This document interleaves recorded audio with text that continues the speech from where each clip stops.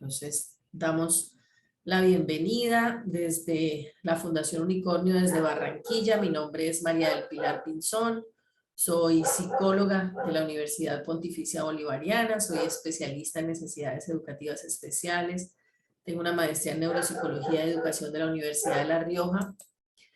Y tengo más de 25 años trabajando en temas de educación inclusiva. Soy directora de la Fundación Unicornio desde Barranquilla. La Fundación Unicornio inicia en Bucaramanga y hace 7 años estamos trabajando en Barranquilla por un mundo más accesible e incluyente.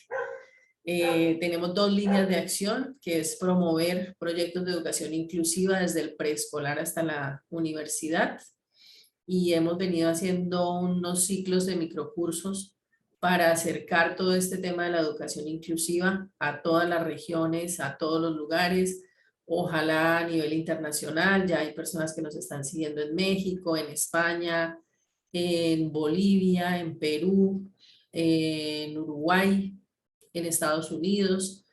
Entonces queremos que esto de la educación inclusiva se viralice. Y hoy tenemos este espacio, este webinar, donde vamos a hablar específicamente de educación inclusiva y autismo. Sobre todo porque, como les digo, estoy haciendo unos microcursos enfocados en diferentes temas de la educación inclusiva.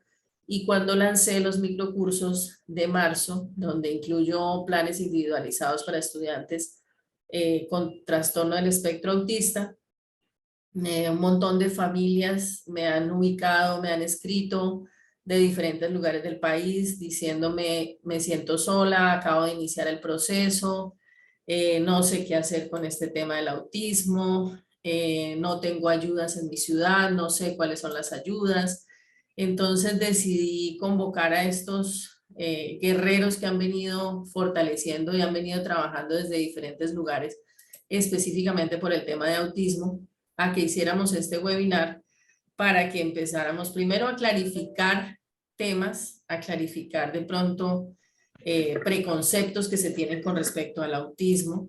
Muchas veces hay ideas que tenemos, hasta las personas que llevamos muchos años trabajando en el tema, todavía tenemos como muchas telarañas con respecto al autismo. Y pues las mamás, los padres de familia, los docentes, también tienen muchos preconceptos y muchas situaciones que de repente no saben cómo abordar. Entonces les doy la bienvenida a todos. Por acá vemos quiénes, desde qué ciudades nos acompañan. Voy a leer un momentico el chat y ya nos presentamos. Por acá desde Cali, Valledupar, Bucaramanga, Barranquilla, Armenia, Villavicencio, Cajicá, Cundinamarca, Armenia, Quindío, Piedecuesta, Santander, Villavicencio, Cúcuta, Medellín, mamá de Miguel, que tiene 9 años, diagnóstico dual, autismo y síndrome de Down, ya en proceso de escolarización. Mi nombre es Paulina Reyes, desde Melgar, Tolima, desde el Huila. Gilma Casiani, desde Barranquilla. Hermosa canción desde Córdoba, Argentina. Qué chévere que nos estés acompañando. Mailén, desde Melgar, Tolima, desde Cali, desde Cúcuta, desde Aguachica, Cesar. Sonia Fuentes, de Ecuador. Bueno, estamos un grupo súper chévere. Ya tenemos 99 personas en sala, tenemos una capacidad de 300. Vamos a ver si llenamos la sala y si estamos de verdad abriendo estos caminos para diferentes lugares. Bueno, no sé por dónde arrancar a presentar este grupo tan hermoso de personas y de personas maravillosas que han venido trabajando con este tema del autismo. Quisiera pues obviamente dar algunas indicaciones, y es que tratemos de ser breves en las intervenciones. Voy a plantear algunas preguntas orientadoras, específicamente, como les digo, en educación inclusiva y autismo. Luego vamos a tener otros espacios donde vamos a hablar de otros tipos de inclusión, de otros tipos de situaciones. Tratemos, más allá de como de contar experiencias personales, pues tratar de ser muy puntuales en las intervenciones, sobre todo porque lo que buscamos es orientar y no confundir. Y hay tanta información. El autismo da para un diplomado, para una maestría, porque hay muchísimas cosas, hay muchísimos teóricos que han abordado el tema, hay muchísimas miradas. Entonces lo que tratamos es de hacerlo desde la Fundación Unicornio, estamos tratando de hacerlo más sencillo, no meternos de pronto en términos demasiado rimbombantes. Estamos hablando con docentes, estamos hablando con madres de familia que saben y que son personas muy de mucha sabiduría, pero que a veces esos lenguajes tan elevados pues nos dejan como en la nebulosa y queda uno pensando entendí o no entendí. Entonces, la idea es tratar de hacerlo lo más sencillo posible y lo más agradable y fácil de comprender. Entonces, bueno, voy a iniciar presentando por aquí a Joana Solórzano desde Barranquilla.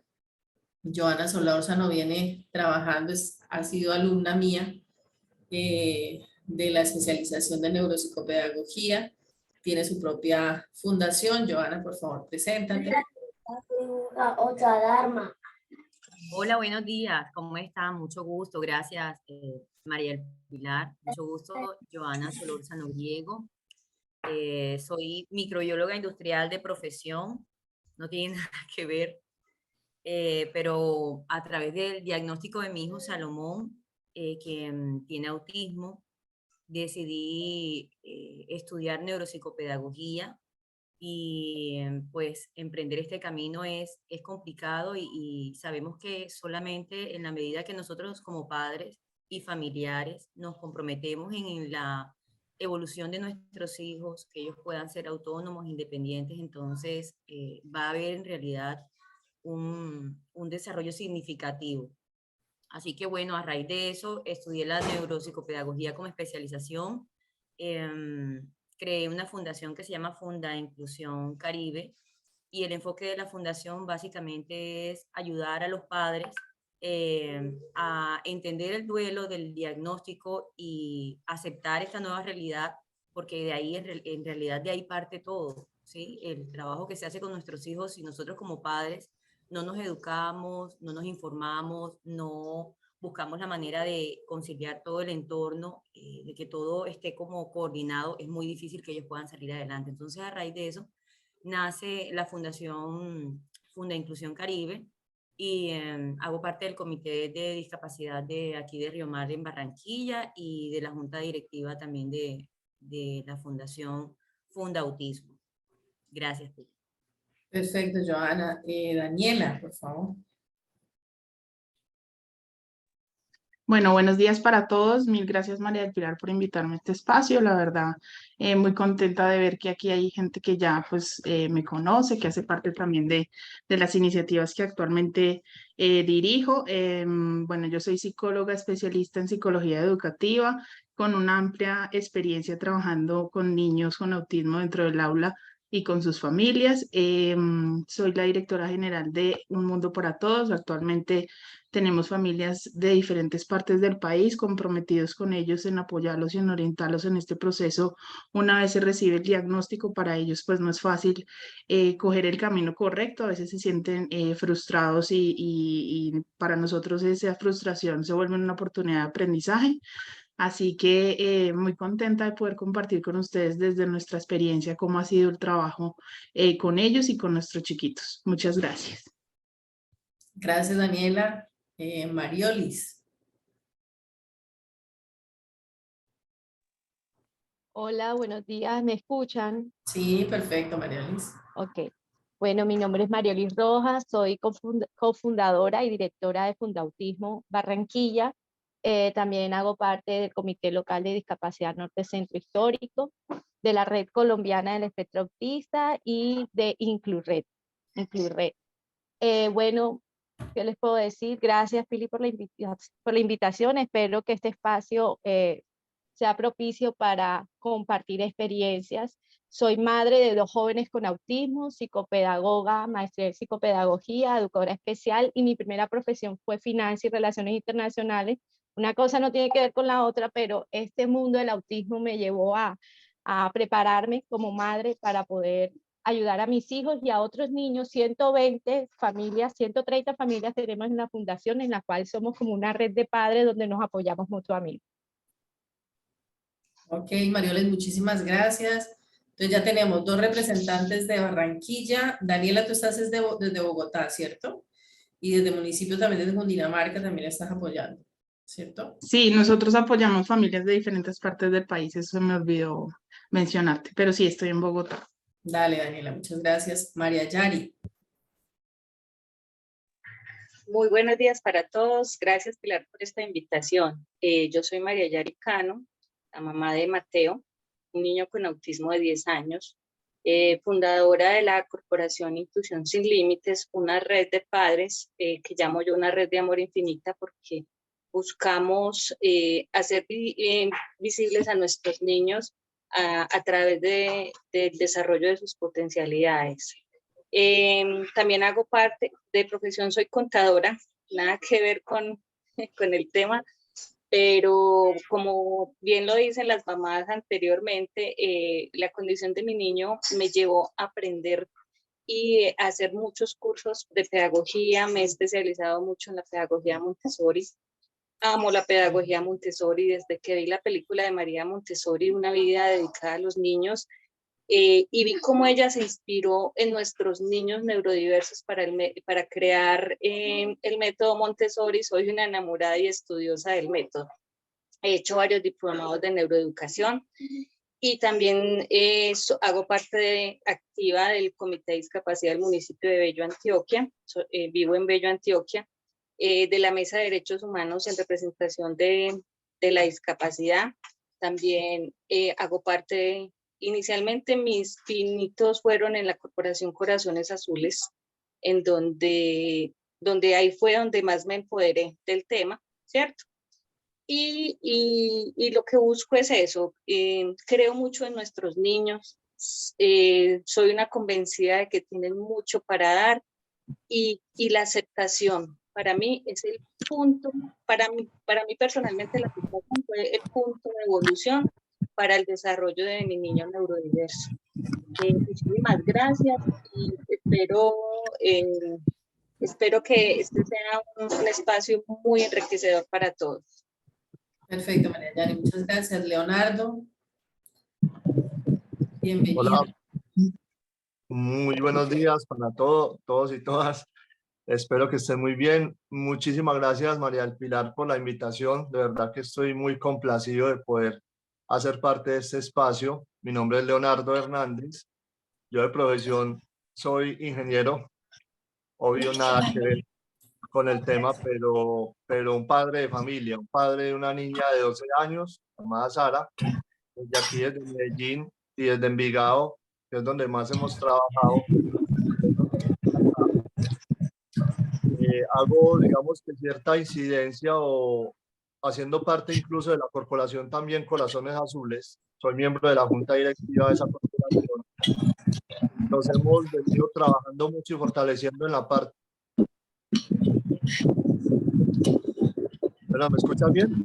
Se te corta un poquito. Ok, espero.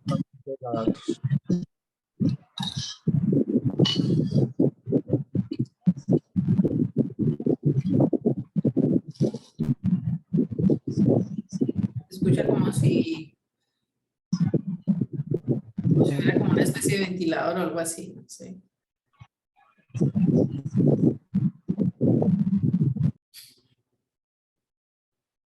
¿Me escuchan ya?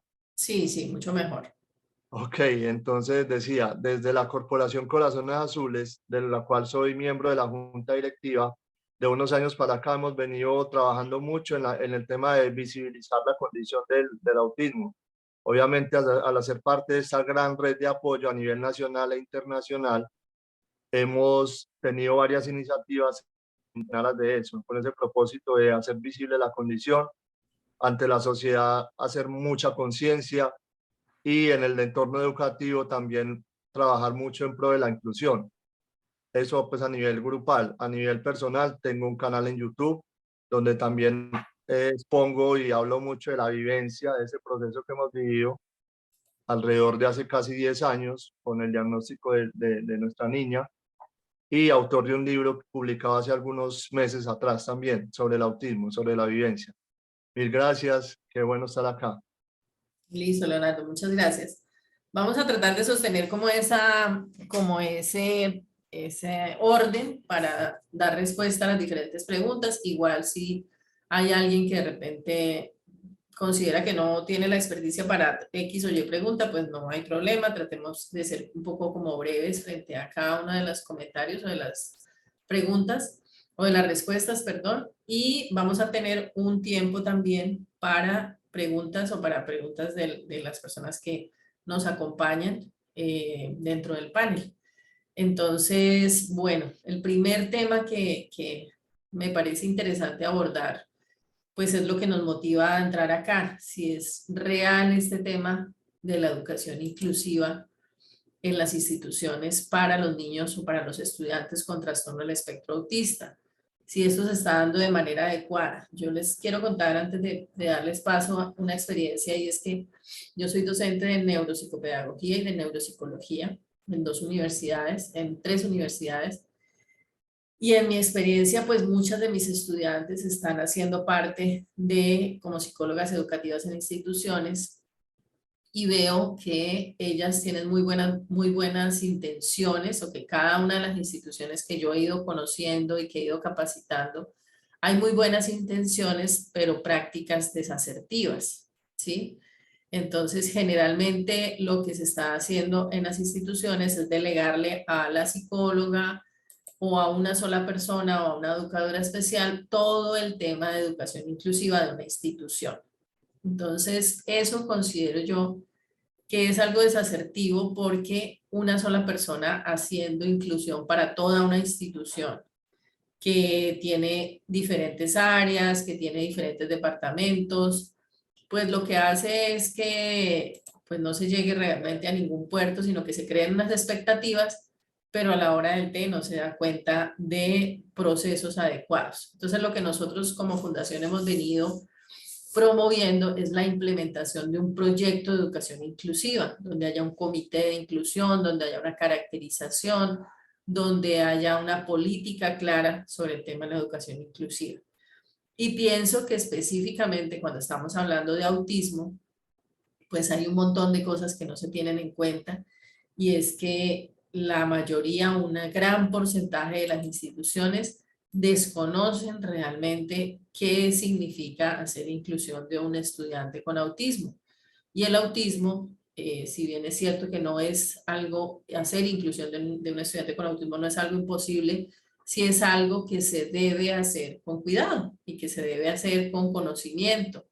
Entonces, un poco lo que hemos venido tratando de hacer con los microcursos es acercar a bajo costo esta información a colegios, a jardines infantiles, a universidades, para que de cierta manera haya una ruta y un norte hacia dónde trabajar, hacia dónde seguir, qué es lo que debo hacer, cuáles son esos pasitos a pasos que puedo hacer en temas de inclusión. He visto, por ejemplo, prácticas como la que les voy a contar. Por ejemplo, el colegio dice, sí, vamos a abrir las puertas a niños con autismo. Llega el estudiante con autismo el primer día. Generalmente en nuestros colegios el primer día es una fiesta. Y una fiesta es una bomba sensorial para un niño con autismo. Entonces, hay muy buenas intenciones, pero hay desconocimiento de que ellos pues son hipersensibles o hiposensibles a ciertos estímulos, y entonces termina el niño gritando en una esquina, llorando con una crisis nerviosa, y el colegio diciendo, ay no, yo creo que nos equivocamos, qué error, no debimos haberlo traído, es como violento, es como agresivo, tiene algo, no sé cómo tratarlo. Pero pues no hubo un proceso previo, no se acercaron a la familia, no indagaron cuál era ese perfil sensorial. Esa es la experiencia que estoy viviendo yo y que más o menos me han ido contando mamás en diferentes territorios, y mamás de jóvenes también, universitarios, que también están un poco sobrepasadas con esa inclusión de sus estudiantes o de sus hijos a las universidades. Entonces, Joana, cuéntame tú desde tu experiencia, ¿cómo es este tema de la educación inclusiva en Barranquilla o en tu experiencia como mamá y como profesional? Gracias, Pili. Bueno, no podemos desconocer de que aquí en Barranquilla sí se están haciendo, existe la intención y se están desarrollando actividades en los colegios, capacitaciones, para que los docentes y el personal administrativo tengan conocimiento en este tema del autismo, sobre el diagnóstico y qué tipo de estrategias pueden utilizar, porque finalmente eso es avance. Sin embargo, yo cuando voy a cualquier colegio y percibo que hablar de autismo o hablar más bien de un programa de inclusión está enfocado generalmente es a la persona que tiene la discapacidad y no en realidad lo vemos como un programa que va a generar, que va a permitir que se den una cantidad de valores, no solamente va a beneficiar a nuestros hijos con autismo, sino a todo el colegio, ¿sí? Entonces siempre trato de que el enfoque sea desde ahí, porque ahorita, por ejemplo, estaba diciendo usted que los colegios cuando, por ejemplo, tenemos el primer día de clases, hacen una fiesta y tampoco podemos eh, intentar que para la mayoría de los niños no sea un espacio agradable, porque en mi caso yo tengo a mi hija Mariana que es neurotípica y a ella le encanta la fiesta y el bullicio y toda esta cosa, pero a mi hijo Salomón no. Entonces, de las cosas más importantes que yo siento que debe existir en cualquier espacio donde vayamos a empezar a trabajar o a mirar qué tipo de si tienen programa de inclusión o si tienen en realidad el deseo de apoyar a nuestros hijos, es que hayan dos cosas: voluntad y comunicación. Porque yo puedo tener la voluntad, pero si no tengo la comunicación es como que no hice la mitad del trabajo. O puedo tener la comunicación porque me toca, pero no la intención de apoyar y la voluntad y el deseo, entonces también nos quedamos a la mitad.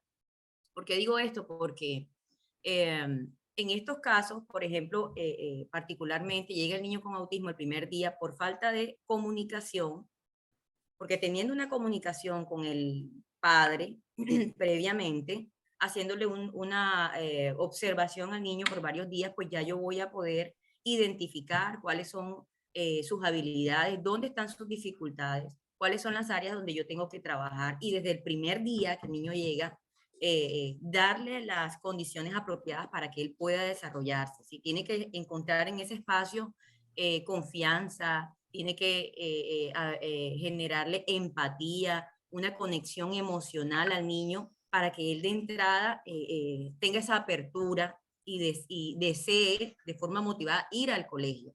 Pero si de entrada yo no voy a comunicarme, no voy a saber dónde están las dificultades, cuáles son las situaciones que pueden generarle estrés, entonces pues claro, es un niño que en cualquier momento va a estar sometido a cualquier situación. Entonces, si nosotros vemos en los colegios, es mi experiencia, existe la intención de ayudar a nuestros hijos, pero de forma particular. O sea, tu hijo tiene autismo, él es el que tiene la dificultad. No lo vemos como que el autismo de mi hijo, como muchos otros trastornos y otros diagnósticos que pueden existir en el aula, en el colegio, van a favorecer a todos los niños, porque lo seguimos viendo como un problema. Tu hijo tiene el problema, el diagnóstico es un problema, ¿sí? Y no como un espacio que nos permite crecer, entender, apoyar, facilitar, o sea, no. Mientras nosotros no avancemos dándole una perspectiva distinta, yo sigo sintiendo de que los pasos son muy lentos, porque entrar al aula y en mi caso particular, mi hijo Salomón tiene una acompañante pedagógica. Yo sé que eso no sería lo ideal, pero yo no puedo intentar cambiar el mundo para que, rápido, mientras tanto mi hijo va avanzando y necesito que él avance, ¿sí? Entonces, existe la mejor intención del colegio, yo lo sé. Los docentes son personas muy amorosas, comprometidas, pero, por ejemplo, ayer van a hacer un examen de matemáticas, sacan al acompañante del salón, quien es la que generalmente cuando él no entiende algo, lo ayuda a mantener la atención y a explicarle claramente cómo va a trabajar, se lo divide en partes porque es la forma como mi hijo trabaja. Vas a hacer esto y luego esto. Él lo comprende y ya él trabaja solo. El profesor intenta hacer algo por el niño porque luego me lo explica, pero no lo habla con ella, no hay comunicación. Él tiene además que saber cómo está trabajando el acompañante de Salo con él para que él le dé ese seguimiento y ese apoyo de la forma como el niño lo requiere, no como él piensa que debe ser. No es levantándose en el tablero y así, tienen que hacer esto, esto y esto porque mi hijo puede entender perfectamente el concepto, pero no tiene claridad de que esa secuencia de actividades tiene que hacerla en un tiempo determinado, ¿sí? Y que debe responderla de tal forma. Entonces, eso es necesario. Es necesario que que haya como esa triada, ese apoyo, esa actitud de equipo en donde el docente de apoyo, no estoy hablando del caso mío, sino el docente de apoyo del colegio, como dice usted, deben existir varios, debe tener una comunicación directa con el docente del salón o los docentes y el director del colegio. Y enviamos, ¿a dónde enviamos eso? ¿Alguien falta? Perdón. Sí, debe existir esa comunicación con el equipo interdisciplinario de terapias, porque entonces se trabaja algo allá y se trabaja algo en el colegio y en la casa se trabaja de otra forma, y eso lo que genera es que el niño se abrume y que no termine nunca de comprender y de generalizar los conceptos que va aprendiendo en un espacio y llevarlos a otro. Entonces yo le enseño aquí en mi casa de una forma, en el colegio le enseñan de otra, o le exigen de otra, y en la terapia de otra. Entonces todo tiene que estar comunicado. Tiene que haber un trabajo en equipo. Sí, debe existir un trabajo en equipo. ¿Para qué? Para que, digamos que la evolución del niño sea significativa y no lo tendamos a confundir. Porque si yo trabajo, por ejemplo, el lenguaje de una forma acá, yo lo trabajo aquí con símbolos, me fue ahora la palabra. Mayo, ayúdame, por favor. ¿Pictogramas? Pictogramas, claro, gracias, con pictogramas. Y en el colegio lo que le están es diciéndole de forma verbal, Salomón, tienes que levantarte y hacer esto, y él no lo está entendiendo, y de pronto en la terapia lo están manejando de otra forma, no vamos a ningún lado. De hecho, en algún momento, estando mi hijo chiquito, me pasó, pequeñito, porque en la terapia se dieron cuenta que él es muy visual, y es muy común en nuestros hijos con autismo que sean muy visuales. Él aprende mucho y entiende mucho con colores. Para que él entendiera el concepto de color frío y calor, lo manejamos con el color rojo y el color azul. Y yo no lo manejaba así, porque faltaba comunicación. Joanita, vamos a ir pasando para que todos vayamos escuchándonos. Y, o sea, yo sé que todos somos muy verbalizados en este grupo. Voy a darle paso, gracias Joanita, voy a darle paso a Ana Paola, que lamentablemente no la había presentado porque la identificaba como Ana y no como Paola, entonces me quedé confundida. Ana Paola, preséntate por favor. Gracias, Joana. Bueno, buenos días, ¿cómo están? Qué agradable tener estos espacios para que el proceso siga siendo transversal, articulado todo el tiempo. Soy Ana Paola Cubides, vivo en la ciudad de Armenia. Durante 4 años y medio trabajé en Clínica Neuromental como terapeuta de rehabilitación cognitiva. Allí hice pues como todo el proceso de acuerdo a la necesidad que iba encontrando. Estudié también, me especialicé con la Universidad de California en autismo y TDAH. Luego hice un diplomado en neuropsicología infantil y el último estudio fue una maestría en psicopedagogía y seguía viendo la necesidad.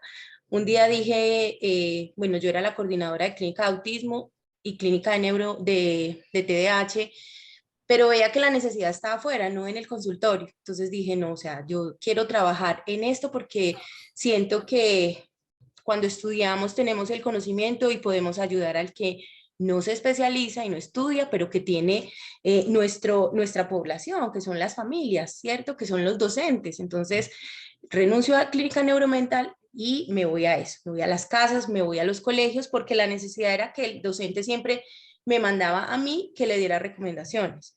Pero entonces nosotros no podemos hacer recomendaciones sin antes que el docente nos envíe el PIAR, ¿sí? Porque el niño en la clínica es clínico, pero el niño en el colegio es el niño que ingresa a la institución para ser educado, ¿sí? Pero ¿cómo lo estamos educando? Listo, yo hago las recomendaciones desde lo que el docente haga con su adaptación curricular.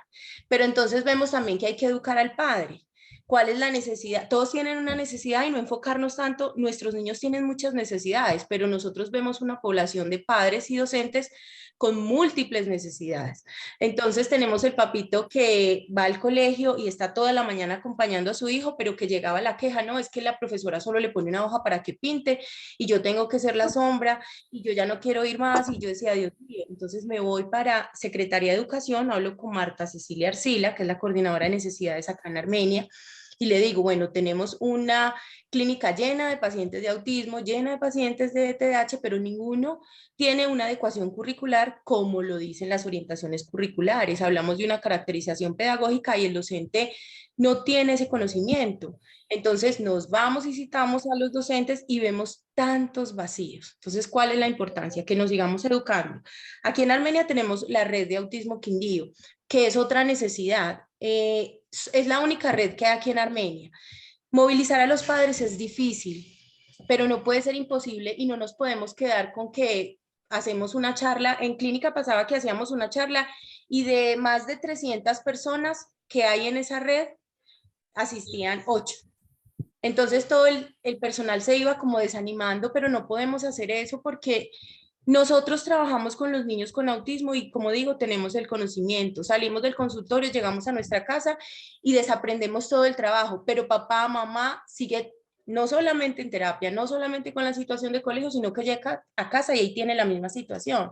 Entonces el niño sale de terapia reguladito y llega a casa y entra en crisis. ¿Qué hace el padre? Entonces, como que mi labor acá en esta ciudad empezó empoderando a los padres y empoderando a los docentes, porque siento que ya es una excusa que el papá me diga, es que no sé, y siento que es una excusa más grande todavía, y me van a disculpar, que el docente me diga, no sé porque no fui educado en autismo.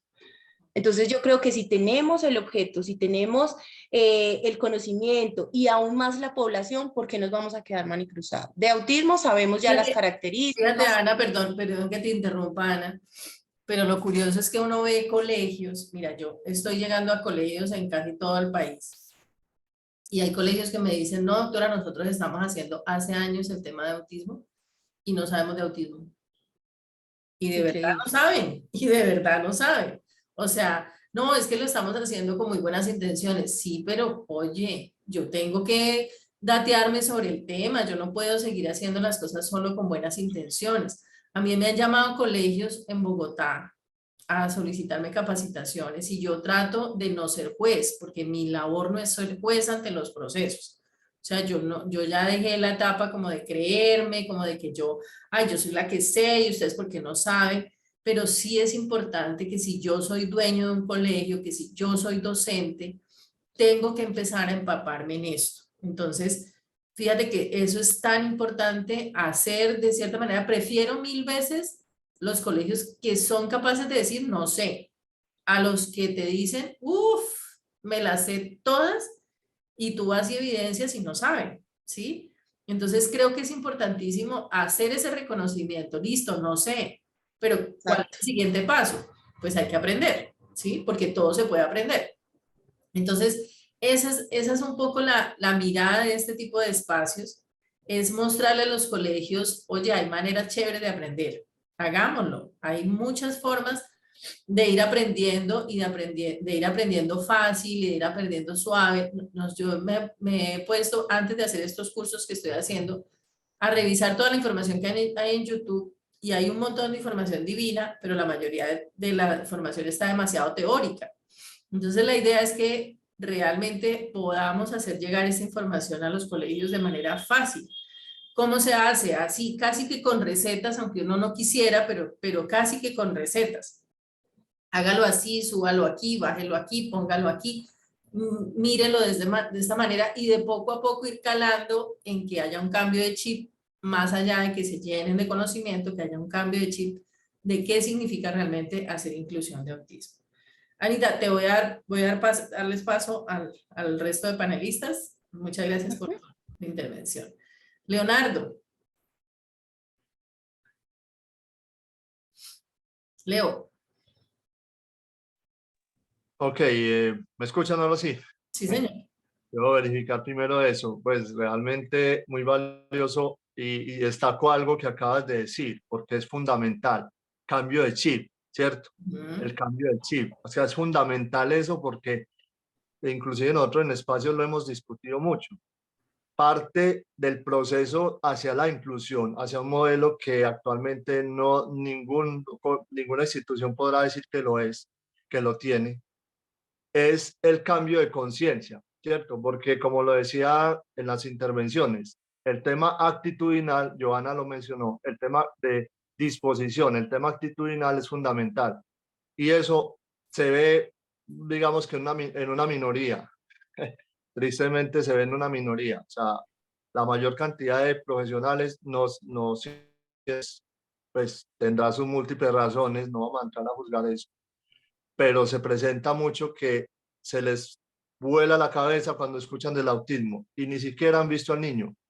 O sea, y eso es fruto de las creencias también, de los paradigmas que tienen alrededor de. Por eso lo primero es hacer esa incidencia de tengan la información correcta, de parte de la evidencia se lo podemos decir, se avanza, pero de otra manera, ¿cierto? Se aprenden diferente. Eso es fundamental. Ahora, a partir del cambio de conciencia, empezará el proceso hacia migrar a la inclusión. Ese modelo no sabemos cuánto tiempo se dé. El tema cultural, por ejemplo, que a veces no nos favorece en Colombia, es la inmediatez. No, esto no va a ser inmediato. O sea, esto va a ser un proceso de mucho tiempo. De primero crear esa conciencia, ¿cierto? Y que todo mundo que interviene en el sistema educativo, incluyendo padres, porque en el decreto está, en el 1421 está clara las obligaciones de los padres, así como de cada uno de los actores del sistema, se requiere es identificar y asimilar lo que ahí dice. Y lo que ahí dice yo lo rescato en dos palabras que el decreto menciona varias veces: diversidad e individualidad. Diversidad e individualidad. O sea, y entendiendo eso, podemos deducir que no se trata solamente de las personas con discapacidad. O sea, se trata de un modelo, como lo decían ahorita, un modelo para todos, porque eso es la inclusión, ¿cierto? Como sociedad estamos con múltiples condiciones, somos diversos, pero a la vez somos individuos. El asunto, por ejemplo, con las instituciones o con los sistemas, específicamente de educación y de salud, es que se les olvida que hay un ser humano en desarrollo, ¿sí? Que tiene no solamente derechos, porque es un tema legal, y claro que los tenemos, estamos amparados por la ley, pero un tema de oportunidades. Las barreras son quitar oportunidades a personas que tienen habilidades potenciales, que tienen unas diferencias, sí, diversas o neurodiversas, pero que de igual manera son seres humanos y que hay que apostar de manera consciente a favorecer su avance, su desarrollo. Y eso es lo que a veces no se ve. Por eso entorpecen tanto y por eso hay que batallar tanto el tema. Listo, Leo, muchas gracias. Daniela. Listo, muchas gracias, María del Pilar, y gracias por el aporte que hace Leonardo. Y realmente para mí ha sido muy importante, es en el empoderamiento de la familia. Sí, para mí el trabajar con la familia y que la familia entienda cómo abogar por los derechos de sus hijos es una de las claves más importantes. A veces nosotros llegamos a la institución educativa con mucha necesidad de pelear, con mucha necesidad como de abogar por los derechos, pero de una manera inadecuada. Y para mí es supremamente importante que las familias lleguen hablando siempre desde lo positivo que tiene su hijo, ¿cierto? Mencionando desde las habilidades y los potenciales y dando a conocer cuáles son esas estrategias que definitivamente uno como docente o como persona que va a estar tratando con este niño necesita involucrar en el proceso, ¿sí? Aquí el principal maestro para todos nosotros siempre será el padre de familia, ¿sí? Y nosotros desconocemos ese rol en las instituciones. Entonces, si nosotros empezamos a trabajar articuladamente, como decía Johanna en principio, pienso que el proceso va a ser mucho más exitoso que si trabajamos de manera desarticulada, porque pues un trabajo desarticulado realmente no va a generar un proceso de aprendizaje significativo, que es lo que todos buscamos. Para mí el tema de inclusión se ha vuelto como un mito de inclusión, es que el niño entre al aula y esté ahí, ¿sí? Entonces estamos como olvidando el proceso y es que la inclusión es para todos. Y por eso ya no me gusta hablar tanto de la educación inclusiva, sino me gusta que empecemos a hablar desde la inclusión de todos, de todos. Aquí vamos a ser todos partícipes de las estrategias. Muchas de las estrategias de estos niños con autismo nos sirven a todos, ¿sí? ¿Cuántos de nosotros, yo pregunto si hay alguien aquí que no utilice algún medio como una agenda para ubicarse en el día o utiliza un calendario para saber qué van a hacer durante un mes o van planeando sus reuniones? Entonces, pienso yo que la estrategia está en ser muy específicos en qué necesitan estos niños para que sean exitosos en el aula, pero también pensemos en una inclusión para todos, en que todos participen de la misma manera. Y adicionalmente le digo a las familias, una vez ustedes empiecen ese proceso de buscar el colegio, verifiquemos si realmente el colegio tiene conocimiento, ¿sí? Si los maestros están formados, ¿sí? Eso es muy importante porque es que está pasando y es que nos reciben a los niños y pasa lo que decía María del Pilar, por desconocimiento empiezan a ocurrir situaciones como el niño empieza a salirse de la clase, el niño no participa, llaman a los papás, se quejan y no hacen ningún proceso exitoso. Entonces, de alguna manera, nosotros como padres también podemos educar, ser empáticos con el maestro que está en ese proceso, porque definitivamente este es un tema que existe desde hace muchos años, pero las estrategias pues no se conocían y en este momento nuestra oportunidad está en educar también y ser parte del proceso. Perfecto, Daniela, muchísimas gracias. Ahí tú tocaste algo clave, que es esa participación proactiva de los papás. Mira, yo en todos los años de experiencia que llevo, siempre hay algo que planteo y es que yo no puedo entrar a solicitar inclusión a las patadas, ¿sí? Y hay papás y hay padres de familia que llegan a las patadas a los colegios. Entonces, no es que aquí me lo van a recibir, es que me lo tienen que recibir, es que eso es su ley. Y eso no puede ser. Y la inclusión a las patadas no se da, ¿sí? Hay instituciones que abren las puertas a niños con autismo o con cualquier tipo de discapacidad y llega el papá y termina convirtiéndose el papá en una pesadilla para esa institución. Porque exige, porque quiere, porque no, es que es así, es que ustedes tienen que hacer así, así, así. Hay que ser proactivo, o sea, ¿qué puedo aportar? Hay que entender que también hay unas dinámicas, que esto se hace parte de un proceso histórico, que si yo me siento en la casa a esperar que me abran colegios incluyentes, me voy a morir esperando. O sea, eso lo he dicho varias veces en los webinars que hemos hecho. Y si usted como padre de familia quiere un colegio incluyente, transforme el colegio donde está su hijo en incluyente. ¿Le sale más barato que ponerse a buscar o a esperar el colegio incluyente? O si no, pues hay que tomar otras alternativas, que también eso quiero que lo hablemos, como el tema de escuela en casa, que a mí me parece que también es una vía, no es la ideal, no es lo que uno quisiera por miles de cosas, por miles de temas. Yo hago escuela en casa con mis hijos y mis hijos no tienen autismo ni tienen ninguna condición específica, porque es una alternativa para mí, porque ha sido funcional, porque me gusta. Lo que no quiero que se convierta es en la única opción para los padres de niños con autismo y por eso trabajo en la educación inclusiva, pero siempre ser proactivos en esos procesos. Mariolis. Bueno, ¿qué me dejan por Gracias, decir? Daniela. Ya lo han dicho todo y yo quiero resumirlo. La Ajá. educación inclusiva, compañeros y todos los que estamos aquí, definitivamente comienza en casa.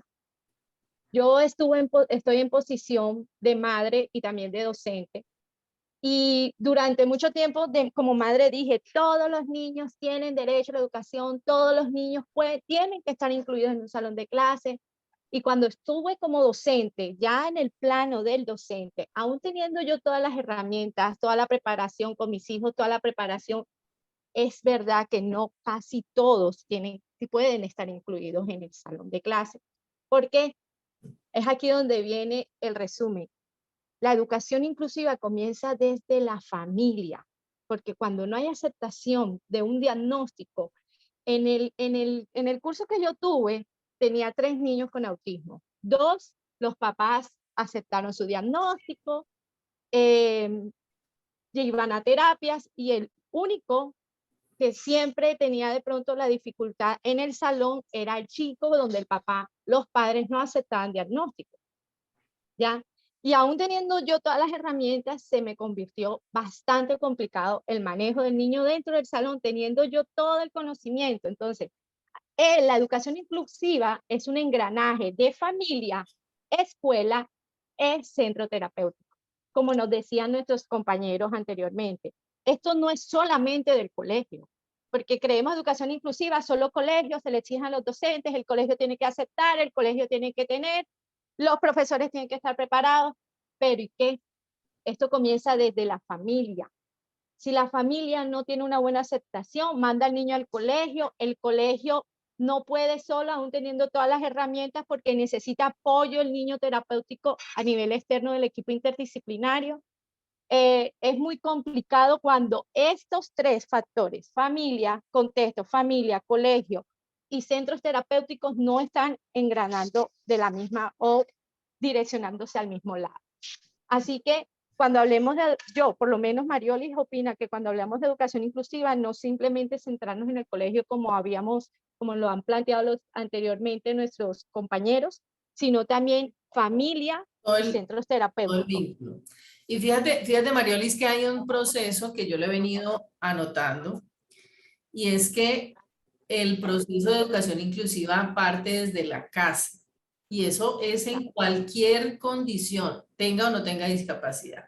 En la experiencia que yo he tenido en jardines infantiles, en colegios, veo cómo cada vez los papás quieren delegar todo el proceso de crianza al colegio. Entonces, enséñenle a comer en el colegio, enséñenle el cambio de pañal, quítenle control de esfínteres. Control de esfínteres, pautas de crianza, allá se los entrego. Yo siempre lo digo, si uno quisiera volverse millonario en temas educativos, monte un internado. O sea, se llena, porque los papás estamos queriendo tener hijos para tomarnos las fotos del Facebook el domingo. Entonces uno en un internado le recibo al niño el lunes y se lo devuelvo el domingo para que vaya y se saque selfies y fotos con su hijo y me lo devuelve y yo se lo crío completo. Entonces esa no puede ser la actitud, menos cuando yo tengo un estudiante con algún tipo de condición o algún tipo de discapacidad. Pili, quería comentarte algo. Desde la experiencia, cuando ya tuve la experiencia ya como docente, yo lloraba, porque yo decía, caramba, cómo como madre muchas veces me engañé diciendo, todos los niños tienen que estar incluidos en un colegio. En verdad, hay primero que llevar el proceso de autorregulación. ¿Por qué? Porque hay niños que son demasiado violentos. ¿Por qué es tan complicada a veces la inclusión de nuestros chicos con autismo? Porque hay una diversidad de, no todos los autismos son iguales, hay niños que cognitivamente tienen dificultad, pero conductualmente, Dios mío, para manejarlos es un cuento, en serio que sí, y yo lloraba, yo decía... Marioli, si uno tiene que entrar en un principio de realidad como papá, y te lo digo que no solamente con niños con autismo, yo tengo niños en colegio que no se aguantan ni a ellos mismos sin ninguna discapacidad. Niños que tienen cero autorregulación, niños que no se controlan frente a otros, niños que son terriblemente agresivos. Entonces yo como mamá tengo que tener, como mamá y como papá, porque esto es un tema de equidad de género, yo tengo que tener un principio de realidad. Si mi hijo no se aguanta en una fiesta familiar, si mi hijo no lo quieren invitar a ninguna parte, si mi hijo no se regula en ningún momento, ni siquiera yo no puedo pretender que un colegio llegue y diga, ay, bienvenido, qué delicia tenerte a ti. O sea, no, yo tengo que entender que este niño tiene que tener un proceso terapéutico previo, tiene que tener unas pautas previas para poder convivir, porque además se le va a volver a él insoportable y a toda la institución insoportable. Entonces un niño que no se aguanta ni lo más mínimo, ni el más mínimo roce, y de una vez al choque, a golpes, a mordiscos, a ese tipo de cosas, yo tengo como mamá que entrar en un principio de realidad, como padre de familia que entrar en un principio de realidad. Mi hijo no está preparado todavía, voy a hacer un proceso terapéutico, voy a hacer un trabajo de pautas de crianza en casa para prepararlo. Tenga o no tenga discapacidad, siempre lo digo porque nos están llegando cada día más niños sin discapacidad con unas conductas terribles. Yo he tenido niños en colegios de 8 años que todavía están tomando tetero. Yo he tenido niños sin discapacidad. Yo he tenido niños de 8 años que todavía no comen sólido, que todavía no se cambian los pañales, que les ponen pañales en la noche, ¿sí? ¿Por qué? Porque las familias están desentendiéndose de su pauta de crianza, de qué es lo que yo debo hacer. Entonces la educación inclusiva realmente no es cliché, comienza en la casa. en la manera que yo regule a ese niño en casa para que luego yo pueda hacer ese abordaje en la institución. Daniela. Sí, es que a mí me parece fundamental decir esto y es que sí sabe hacer, porque es que a veces nosotros nos vamos con esa intención de querer apoyar, pero empezamos desde lo negativo, ¿no? Entonces mi hijo no habla, no come, no controla esfínteres, no sabe, y pienso yo que eso genera mucho estrés en el maestro. Entonces, de alguna manera para nosotros, y vuelvo y lo recalco, es muy importante la manera en la que nosotros hablamos de nuestros niños y siempre pensar en qué sí sabe hacer. Y en esos retos que yo sé que son difíciles para nosotros como maestros y para nosotros como profesionales, eso es volverlos una manera de aprendizaje, buscar las herramientas y las herramientas también preguntárselas a los padres, porque ¿cuántos padres saben que su hijo tiene una sensibilidad auditiva? Pero los padres no proveen al colegio que de pronto no sabe esos taponcitos que le pueden servir en el aula de clase. ¿En qué momento mi hijo los puede utilizar? Yo siento que es que hay mucha desinformación, ¿sí? Entonces estamos muy centrados en los mitos también. Entonces, como ya nosotros sabemos tantas cosas que no son tan reales desde el autismo, los colegios, esa es la información que tienen sólida. Entonces, por eso es que nosotros tenemos que llegar buscando la oportunidad, pero también mencionando lo bueno del autismo, hablando en positivo. Esto sí se logra, pero nosotros somos los que podemos apoyar a este colegio que no está capacitado y formado, venga nosotros y los formamos, seamos como muy empáticos en ese sentido para lograr avanzar, porque nos estamos quedando en la desinformación y como bloqueados, como que ahí no arranca, pero sí podemos arrancar una vez nosotros nos empoderemos y empecemos a dar estrategias muy puntuales, como decía Pilar. A veces entregamos todo, un proyecto y unos decretos de 186 hojas que a la final el maestro no se lo va a leer. Seamos muy concretos en lo que queremos avanzar y qué queremos que nuestro niño alcance en el aula de clase. Perfecto. Mira que ahí es importante, y lo he venido hablando con diferentes terapeutas, identificar ese perfil sensorial de mi hijo, ¿sí? Y hacérselo saber al colegio. Yo se los digo permanentemente a los colegios. El primer paso para un proceso de educación inclusiva para un estudiante con autismo es sentarse con el papá o el cuidador principal. Cuénteme quién es su hijo, porque es que lamentablemente la mayoría de los colegios históricamente se han caracterizado porque el papá matriculó a su hijo y yo le cierro la puerta al papá y papá allá y nosotros somos los que sabemos de educación. Por eso tomé la decisión de hacer escuela en casa, porque yo no me quiero quedar por fuera del proceso educativo de mi hijo, ni quiero que me cierren la puerta y me digan, no, hasta aquí llegó usted y acá lo educamos, ¿sí? Porque la educación es parte, yo soy parte del proceso educativo. Entonces, la institución educativa tiene que abrir puertas y sentarse con esa mamá o con ese papá o con ese cuidador y decir, cuénteme quién es su hijo, cuénteme, hacer una entrevista. Es impresionante, pero a mí las psicólogas o las educadoras me dicen, pero ¿qué le pregunto? Pregúntele su perfil sensorial, pregúntele qué le gatilla una crisis, pregúntele cuáles son sus habilidades, pregúntele cuáles son sus puntos fuertes, pregúntele cuáles son sus tipos de inteligencia y como mamá también ir preparada para decir, este es mi hijo y estas son las cosas positivas y no en la negación. No, él es perfecto, él es divino, aquí no pasa nada. Tengo que ir también con un principio de realidad frente a eso. Anita, cuéntanos. Dos cositas. Lo que acabas de decir, estilo de aprendizaje, cuando se hace la caracterización pedagógica y unido a ello todo el tema de adaptación, se habla del estilo de aprendizaje. ¿Quién conoce? El docente en el aula tiene una gama de estilos y es importante porque ahí sé cómo puedo hacer esa adaptación.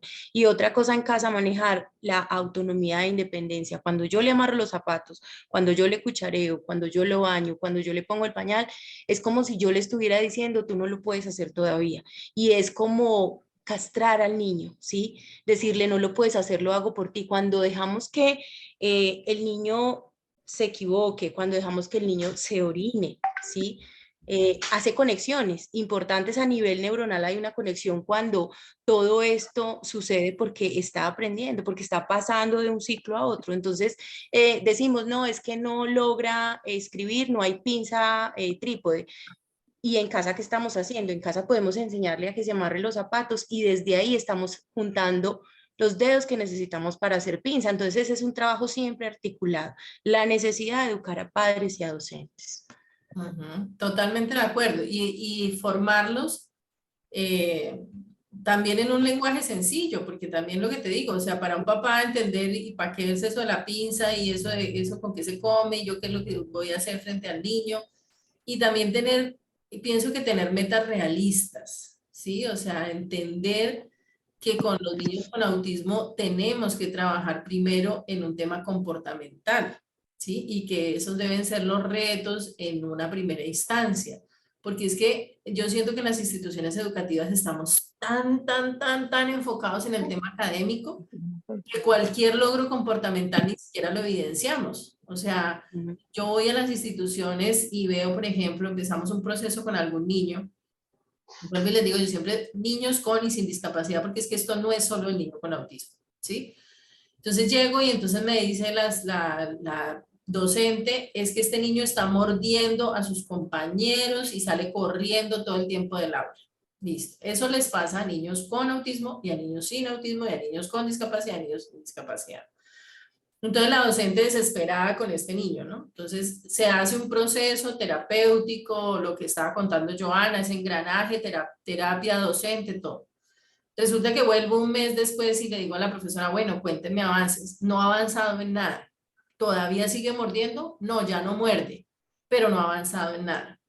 ¿Todavía se vuela del salón? No, ya no se vuela del salón, pero no ha avanzado en nada. ¿Por qué? Porque el docente está aquí pensando en que el niño tiene que aprender los colores, en que, oye, hizo un logro inmenso, hizo un logro maravilloso. Dele tiempo a que luego se vayan dando los demás logros. Pero si yo estoy pensando que el único logro que yo puedo tener es académico y no valoro como logros ese tipo de alcances, lograr que el niño se regule, lograr que el niño no le pegue a otros, eso ya es un logro maravilloso. Y a veces también pasa con la mamá. Entonces, el niño está teniendo ese proceso, sí se está adaptando y la mamá está empezando a exigir, no, pero es que no ha aprendido nada, es que lo estoy llevando y solamente lo ponen a jugar. Mire que estamos paso a paso y tiene algo que de pronto no sé si lo hemos mencionado con la fuerza, con la importancia que tiene. Debe haber confianza en las dos partes, porque yo llego a muchas instituciones y encuentro una mamá que no confía en el colegio y un colegio que no confía en la mamá. Entonces uno habla con la mamá y dice, yo no sé ni qué hacen allá en ese colegio. Eso todos los días ese niño llega aquí llorando, ese niño nada, y no confío en. Entonces, si yo no confío en el colegio, ¿cómo voy a tener a mi hijo en un colegio en el que yo no confío? Yo tengo que tener una confianza básica en que esas personas que están ahí tienen buena voluntad con mi hijo. Y yo como colegio también tengo que confiar en la mamá, porque llego a los colegios y los colegios me dicen, es que esa mamá lo niega todo, es que esa mamá no lo está llevando a terapia, es que esa mamá nos dice, espere, siéntense a dialogar. O sea, esto tiene que ser un tema de mucha confianza, de mucho respeto. Yo no estoy como institución educativa para juzgar al papá, aun cuando el papá me esté diciendo mentiras. Yo no tengo por qué ponerme en los zapatos o en el plan, ay, pero es que yo me di cuenta que usted no va a terapia. Espere, usted no sabe por qué esta mamá está diciendo eso. No juzguemos a las otras personas, no sabemos cuáles son las vivencias que tenga cada familia. Hay familias que están viviendo situaciones muy dolorosas, hay mujeres que están solas, hay hombres que están solos con sus hijos. Entonces seamos desde todos los puntos de vista, como decía Daniela, más empáticos. Si yo soy más empática como papá y yo soy más empático como colegio, seguro que se da una sinergia mejor, pero no está bien. Yo se los digo muchas veces y piénsenlo ustedes como mamás. Si ustedes dejan a cargo de la empleada de servicio a sus hijos y usted a la empleada de servicio la vive humillando, la vive maltratando, la vive agrediendo, ¿usted está esperando que ella vaya a cuidar a sus hijos bien? O sea, tan pronto se va usted, esta señora se desquita con sus hijos. Lo mismo pasa en el colegio. Si usted llega al colegio e insulta a todo el mundo, ¿usted cree que en ese colegio van a tratar bien a su hijo? Porque usted los insultó, porque usted llegó a humillarlos, porque usted llegó a decirles que son unos tales por cuales, ahí van a tratar bien a su hijo. No, tiene que haber empatía, tiene que haber respeto y tiene que haber confianza. Leonardo y luego Daniela. Mil gracias. Miren, la verdad es que es muy valioso todo lo que están comentando. lo mencionaba yo ahorita, y trasciende a todo este tema de inclusión, es un tema cultural y social.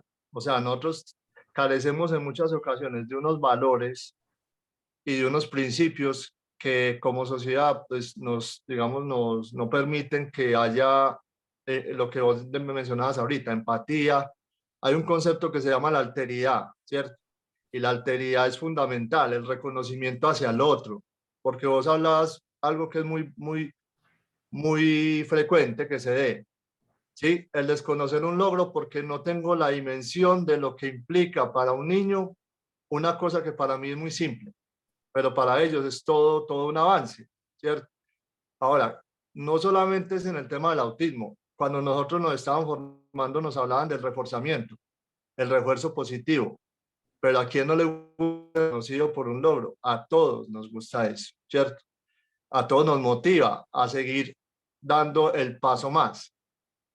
Entonces, como algunos, digamos, docentes, por desinformación o por lo que sea, no tienen la dimensión de lo que digamos eso, reconocer, aplaudir, un logro por mínimo que yo crea que es, que para ellos no lo es realmente por todo lo que hablamos ahorita, por el tema sensorial y demás, me va a permitir es que él evolucione, ¿sí?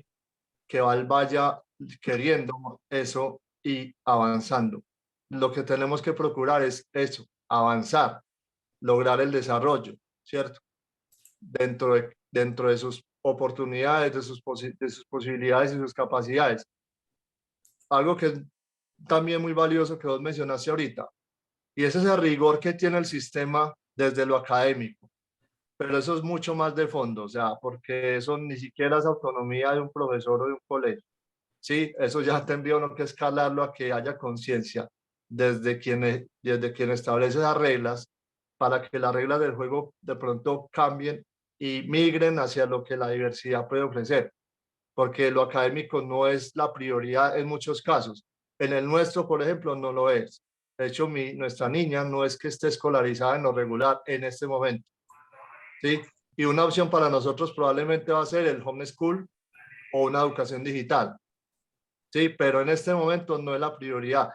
Hay otras habilidades y competencias que se deben desarrollar primordialmente, antes que un tema de rigor académico o de contenido así de teórico.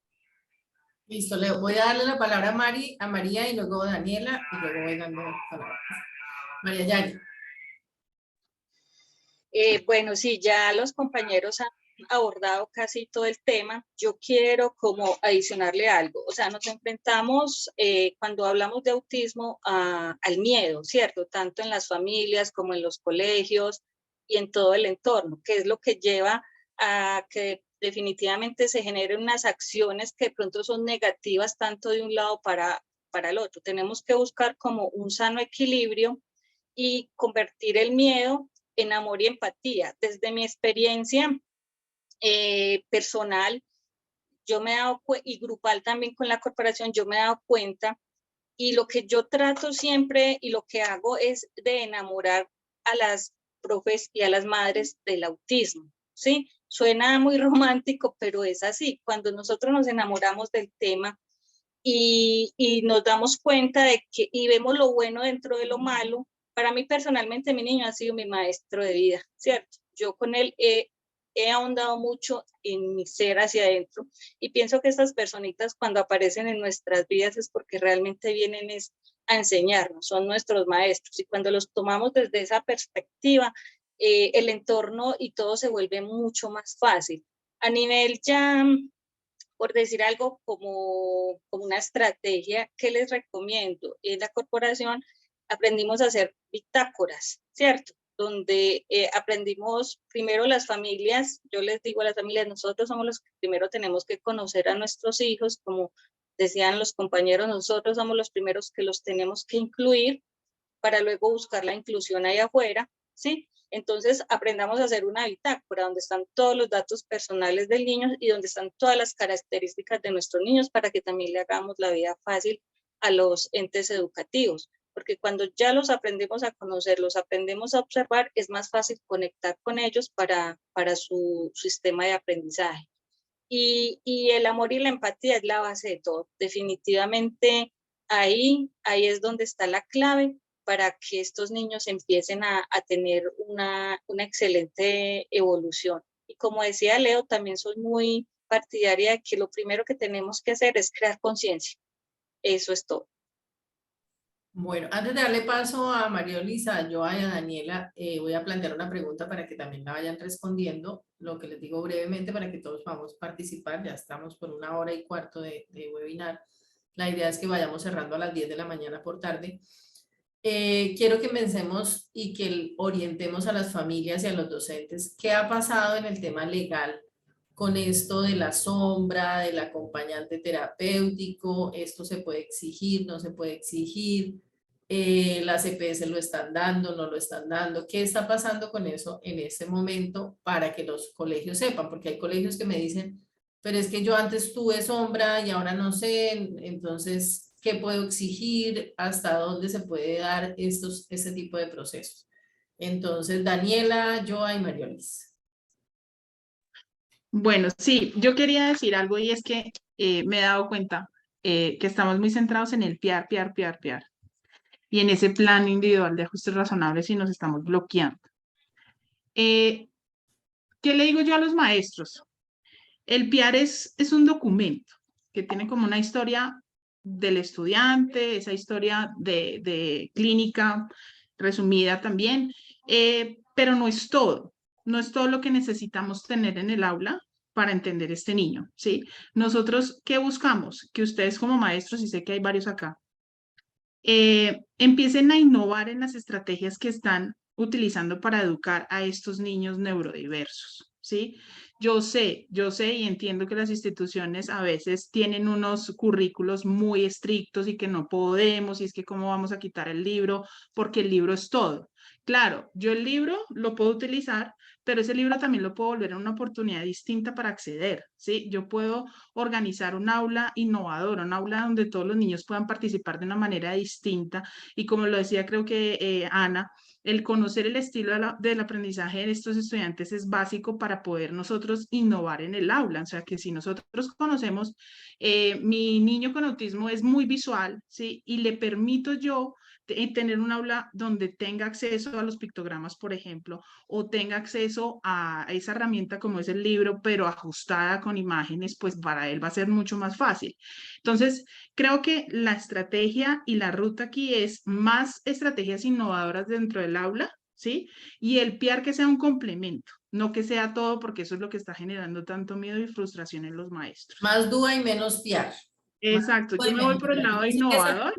Esa es la clave, para mí ha sido la clave y el DUA es innovador, es empezar a movilizar aprendizajes para la mayoría de los estudiantes. Exacto. Y fíjate que los colegios están súper, y coincido en lo que tú dices, enfocados en hacer PIAR porque es el formato que ellos dicen que les va a exigir Secretaría de Educación.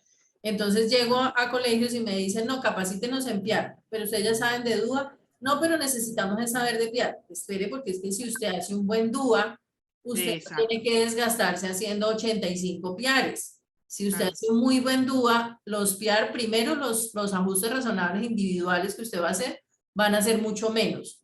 Y los PIAR van a ser mucho menos, porque usted no va a tener un montón de niños que no puedan alcanzar el currículo.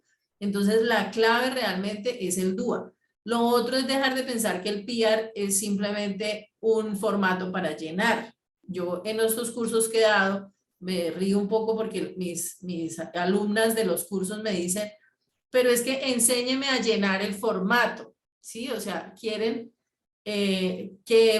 porque no tenemos todavía la conciencia de que esto es un plan individualizado, o sea, yo no puedo hacer PIAR para todos los niños con autismo, yo no puedo hacer PIAR para todos los niños con TDAH, yo tengo que saber qué es TDAH, qué es autismo, cuáles son los ajustes razonables que voy a hacer, conocer a este individuo y a este niño y hacer esos ajustes individualizados hacia él, ¿sí? Pero eso requiero primero haber trabajado en DUA. O sea, tengo como institución que trabajar fuertemente en DUA antes de hablar de un PIAR. Joana.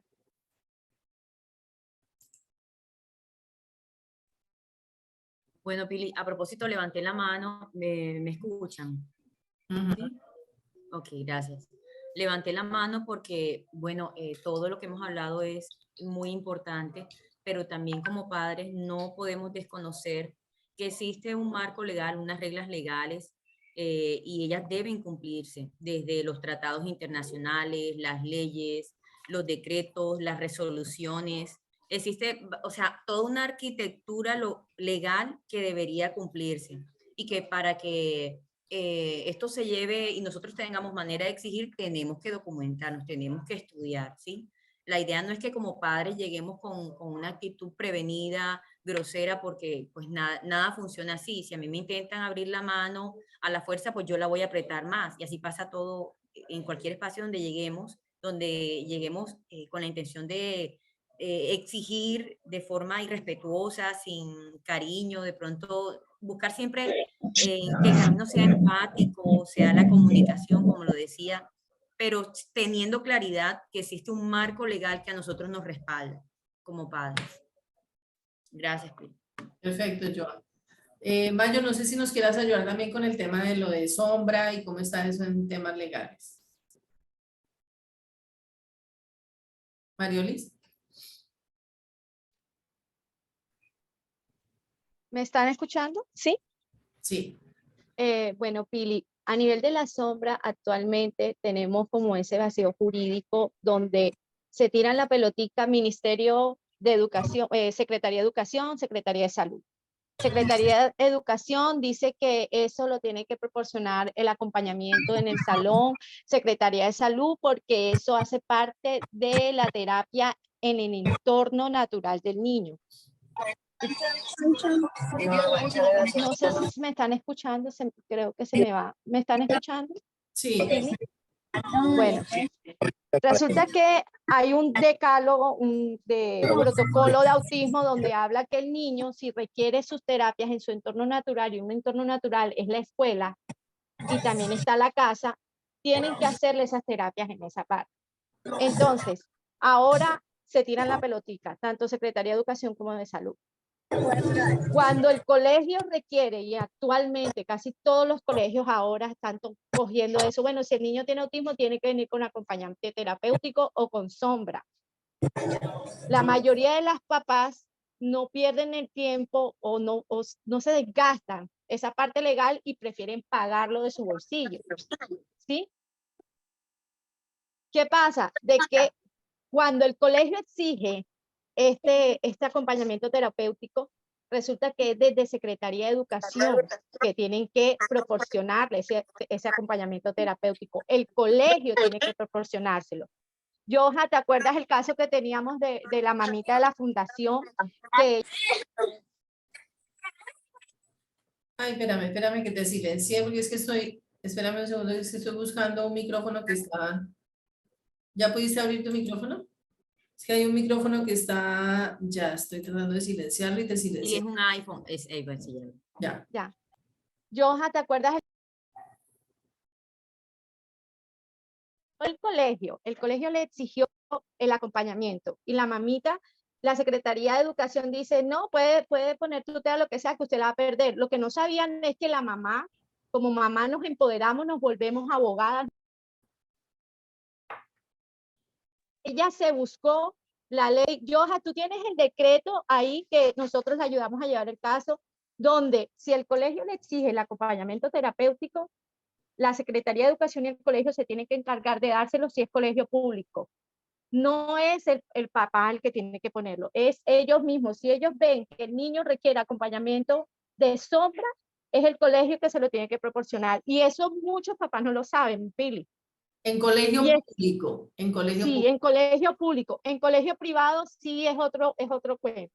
En colegio privado, si piden acompañamiento terapéutico, sí es el papá el que tiene que ponerlo. ¿Ya? Pero en el colegio público... Pero eso lo has encontrado, ¿qué? ¿En decreto 1421 o en otra ley? No, hay otro, ya ahorita te paso a ti para que lo compartas en el grupo, cuál es la ley. Yo ahorita la buscamos porque no me la tengo ahora, pero sí hay. Sí hay una ley donde dice, si el colegio amerita que el niño tiene que ir acompañado, el mismo colegio y la Secretaría de Educación tiene que buscar ese acompañante. No es el papá.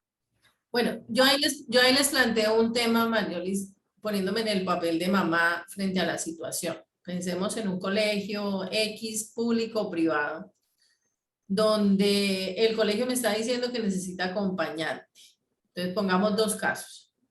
En un caso, yo como papá sí evidencio que es importante el acompañante, ya sea porque el niño tiene comportamientos muy disruptivos, porque tiene crisis bastante frecuentes, porque ha tenido, en uno yo considero que él sí necesita y en otro yo considero que no necesita el acompañante porque yo veo que el niño se regula muy bien y tiene muy buena aceptación en el aula.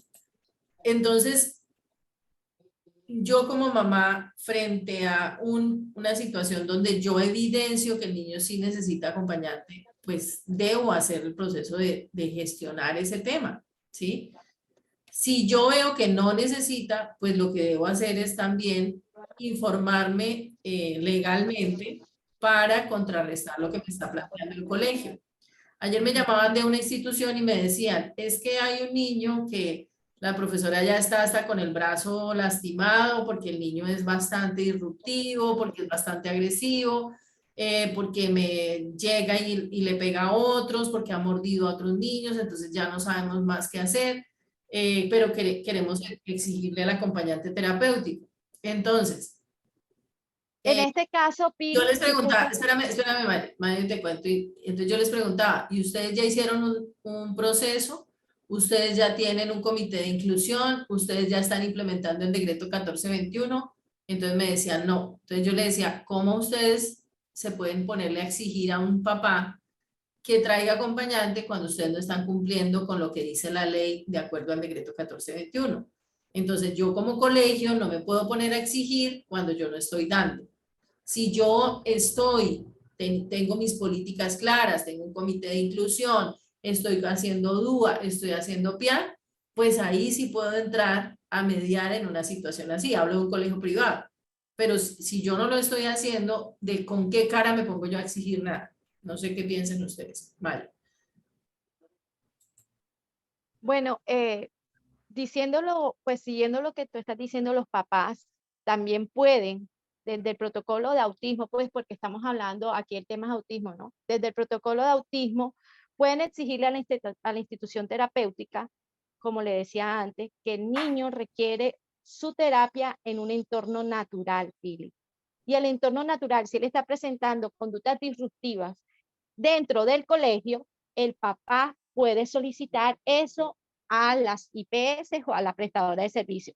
Que muchas IPS se hacen la vista gorda y dicen, no, no podemos porque no les conviene mandar a una terapeuta a un solo niño durante un periodo donde en la institución donde están haciendo las terapias atienden a 5 a la vez, ¿cierto? Pero lo tienen que hacer y esto va a ser por un periodo corto porque el objetivo es no crearle dependencia al niño de este acompañante, sino crear esas estrategias dentro del aula junto con la docente de cómo intervenir al niño en caso tal que tenga este comportamiento dentro del aula. Esa es otra opción. Por ejemplo, en mi caso, a mí me manejaron eso así. Mi hijo no tuvo sombra, sino su acompañamiento y las terapias se lo estaban dando dentro del aula de clase, ¿ya? Pero ahora en Secretaría de Salud ya se los están prohibiendo incluso a las IPS porque dice que lo del colegio es en el colegio y lo de la parte de salud es salud, que si el colegio requiere acompañamiento tiene que ser psicopedagógico o nivel de escolar, que no tiene que ver nada, y eso es algo ilógico, Pili, porque si el niño requiere su intervención en su entorno natural, que es en el colegio o incluso en la casa, porque es que a veces llegan a la institución terapéutica y saben manejarlo bien, el niño se porta bien, el niño es uno A en comportamiento, pero salen a la casa, la mamá no lo sabe manejar, o la mamá sale a un centro comercial y esa es la pataleta, no sabe cómo intervenir, pero el terapeuta que siempre lo acompaña en el centro terapéutico ya sabe cómo manejarlo, pero no le enseña esas herramientas a la mamá. Entonces, en su entorno natural, o en casa o en colegio, si requiere esa intervención terapéutica, lo puede exigir el papá. ¿Qué está pasando hoy en día, Pili? Los colegios están exigiendo el acompañamiento terapéutico a todos los niños, los tengan, o sea, lo necesiten o no lo necesiten. Y eso es algo gravísimo. Y lo peor, no sé si aquí hay alguien de la Secretaría de Educación, me atrevo a decir que es como con validándolo desde Secretaría de Educación. Eso es lo que desde Secretaría de Educación le están diciendo a los colegios. Si usted quiere incluir a un niño, entonces pida el acompañamiento terapéutico. En serio que sí. Es más, le están diciendo Y a fíjate, usted... y fíjate que en la mayoría de los casos esos acompañamientos terapéuticos son bastante desasertivos. O sea, yo he visto esos procesos de autismo, de inclusión de niños con autismo en colegios, y lo que ponen es a una niña a que persiga al niño por todos lados, a que lo tenga sentado en las piernas, a que o sea, como que no hay realmente una orientación de qué es lo que debe hacer, de cómo, cuál es el papel de ella, que realmente es de inclusión y de ir fortaleciendo esos procesos de inclusión y no de estar de niñera de él corriendo por el colegio con él. María Luis, voy a darle espacio a Ana y luego a Leo para que continuemos. Ana.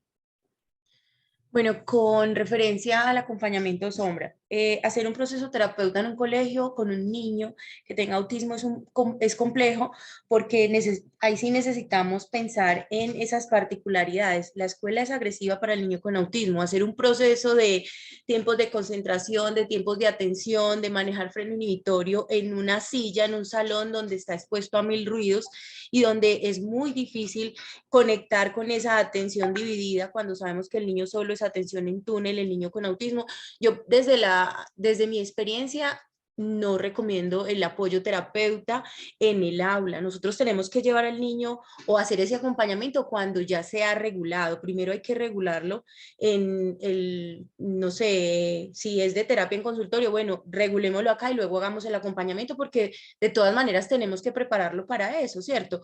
Por eso es tan importante que el proceso no se quede solo en el consultorio, ¿sí? Pero lo importante es primero regularlo a él en el contexto de salud, en el consultorio y luego llevar ese proceso al salón. Y otra cosa importante es con respecto al acompañante sombra. Una de las preguntas que le hice a la coordinadora de necesidades en Secretaría de Educación, ¿por qué se pide acompañante sombra? Entonces, ¿cuál es el otro proceso que está haciendo las profesoras que hacen el apoyo, ¿cierto? Entonces ella me decía que no, que diferente, por ejemplo, a lo que estaba diciendo Mayo, porque a mí me causó lo mismo. O sea, yo le decía, pero usted que es la coordinadora está diciendo que no es una necesidad, que no es una obligación, pero tenemos mamitas en este momento a las que en su colegio le están exigiendo sombra y tengo el caso de una mamá que está agotada, lleva 3 años estudiando con su hijo, ¿sí? Entonces, ¿quién tiene la verdad? No lo sabemos. Otra cosa importante, cuando los papás acceden al certificado de discapacidad, sí sé que hay algo que beneficia ese acompañamiento y cuando tienen el certificado de discapacidad, ahí mismo acceden a las EPS que tienen la obligación de hacer el acompañamiento, porque hay algunas EPS que sí tienen la obligación de hacer el acompañamiento y el certificado de discapacidad también dice en el grado de necesidad del niño, porque no todos necesitan el acompañamiento, ¿sí? Ok, perfecto, Ana. Leo, muchas gracias, Ana.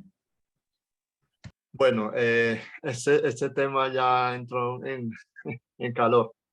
Miren, realmente hay un tema aquí que si uno lo compara o digamos se inspira en modelos donde el engranaje sistema de salud y educación existe, por ahí puede haber mayores avances. Aquí está por separado, ¿cierto? Entonces, por ejemplo, yo digo, existe en Colombia el protocolo desde el 2015, protocolo clínico del Ministerio de Salud.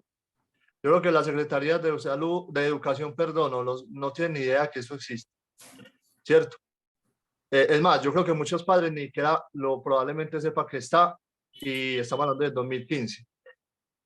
Ese protocolo, incluso cuando habla de la sombra, no la recomienda tanto en aras de la autonomía, pero todo es de criterio. Nosotros no nos podemos ir para los extremos. Todo es de criterio. Recordemos que el TEA, eso es lo que lo hace complejo, ¿cierto? El TEA tiene 3 niveles y los niveles van desde la cantidad de apoyo que requieren. Entonces, si uno estudia, obvio que requiere un apoyo. Por eso hablamos de docentes de apoyo. Apoyo, por ejemplo, en esta condición, que es tan compleja, las soluciones pueden llegar desde que yo conozca bien todas las variables, ¿cierto? Por ejemplo, los detonantes, la parte conductual. Si yo no sé por qué, entonces yo voy a tener lo que dijo ahorita, creo que fue Mariolis, a una niña o una compañera de clase detrás del niño para cortar un comportamiento, cuando ni siquiera ha sabido la causa. O sea, ¿por qué se detona? ¿sí? Se están mezclando. Yo puedo contrarrestar eso si identifico y observo el porqué de ese comportamiento. Puede ser ruido, puede ser luz, puede ser un olor, cualquier cosa. Entonces, si siempre me voy es para el extremo, que es la conducta, y la trato de cortar, pues si no sé la causa, ¿cómo voy a trabajar, digamos, de manera más efectiva sobre ello? Entonces, el protocolo no recomienda la sombra, desde la autonomía, pero desde los apoyos, esa figura, digamos que debe ir apareciendo y gradualmente desvaneciéndose. Pero esa figura de apoyo no, incluso, que hemos visto, por eso hablamos de conciencia, incluso hemos visto que a veces compañeros de clase dan ese apoyo, pero desde que sean conscientes, desde que ya lo hagan consciente, y hay niños, y los niños son muy solidarios, o sea, realmente los niños realmente bien educados son solidarios y ayudan mucho a que el niño o el par en edad o en su salud aprenda por imitación, por repetición, fortalecen toda esa parte. Entonces, Leo, ahí quisiera que clarificáramos algo y no sé si alguno de ustedes me puede ayudar. Definitivamente ya no debemos hablar de sombra. O sea, sombra no existe. Si estoy en lo correcto, que es lo que yo he ido viendo en las experiencias. O sea, ya no debemos hablar de sombra. Hablamos de acompañamiento terapéutico en aula. Ese es el término adecuado que estamos hablando, del que debemos hablar en este momento. Y importante también que si lo estábamos hablando ahorita con Mariolis, nos puedan facilitar para que por el grupo del chat le facilitemos la ley donde puede un papá ampararse para poder tener este acompañamiento terapéutico, ¿sí? Entonces, Daniela, no sé si nos puedas aclarar un poquito sobre eso y para dar cierre al tema de acompañamiento y pasar a un tema que también quiero que lo tratemos antes de que se nos acabe la hora.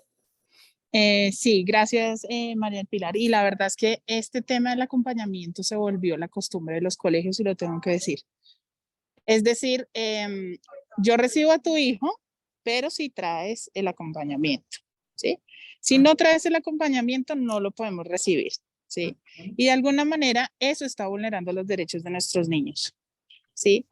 Porque el acompañamiento no se puede volver la necesidad del colegio para aceptar a estos niños dentro del espectro del autismo, ¿sí? Y se está volviendo constante la queja de la familia en donde el niño, si no lleva la sombra, no entra al colegio, ¿sí? Entonces, está equivocado el concepto de sombra, que ya pues a mí me parece que no debe existir más, se acabó ese nombre porque eso denigra también la profesión, ¿sí? Genera una estigmatización de sombra, es la persona que está detrás del niño todo el tiempo y no le permite evolucionar y, como decía Leonardo, buscar como esa independencia que tanto necesitamos en estos niños. Entonces, tenemos que tener claridad qué rol presta ese docente de apoyo en la institución y por qué es necesario en los casos que aplica, porque no aplican todos, porque es necesario ese acompañamiento. Entonces, si aquí hay instituciones educativas que buscan el acompañamiento por la falta de formación, digamos que ese no es la ruta que debemos tomar, sino simplemente verificar si el caso lo necesita y hablar con las EPS que pueden dar ese acompañamiento, pero que no se vuelva como la campanita de si lo tienes, puedes entrar, si no lo tienes, qué pena, no te lo podemos recibir. Daniela, ahí yo quiero tocar un punto importantísimo y gracias por lo que tú nos comentas, y es que las familias se tienen que unir a redes, es súper importante. Exacto. Y por eso quiero que finalizando el webinar, cada uno de ustedes compartan las redes que ustedes tienen, porque eso es una de las falencias más graves que está sucediendo. Eso que tú dices está pasando, porque las mamás van a los colegios, les dicen, no, si tiene acompañamiento entra, si no tiene acompañamiento no va, la que tiene plata para pagar el acompañamiento lo paga, la que no se va para su casa a llorar y busca 5 colegios más, y ahí se queda como el proceso. Pero si yo como mamá me empodero y entiendo que yo tengo que unirme a una red, que yo no puedo ir a pelear sola el tema de la inclusión, que yo tengo que unirme a una red de padres para que no sea Pilar Pinzón sola luchando por la inclusión, sino que somos 50, 100, 200 papás que vamos a generar un llamado de atención a la Secretaría de Educación para que esto no siga pasando, pues esto va a cambiar, pero como papá tenemos que empoderarnos. Muchos países nos llevan la vanguardia en estos temas porque tienen grupos consolidados de padres de familia. porque están unidos como redes en esos temas y son solidarios frente al apoyo, no solamente desde padres de autismo, que eso es importante. O sea, hoy estamos hablando del tema de autismo, pero tenemos que unirnos en grupos donde tengamos todo tipo de discapacidad. No, mi amor, espérate que con el la celular no inclusión puedes debe jugar ser porque para mamá todos. está hablando. Espérame que por aquí hay un micrófono.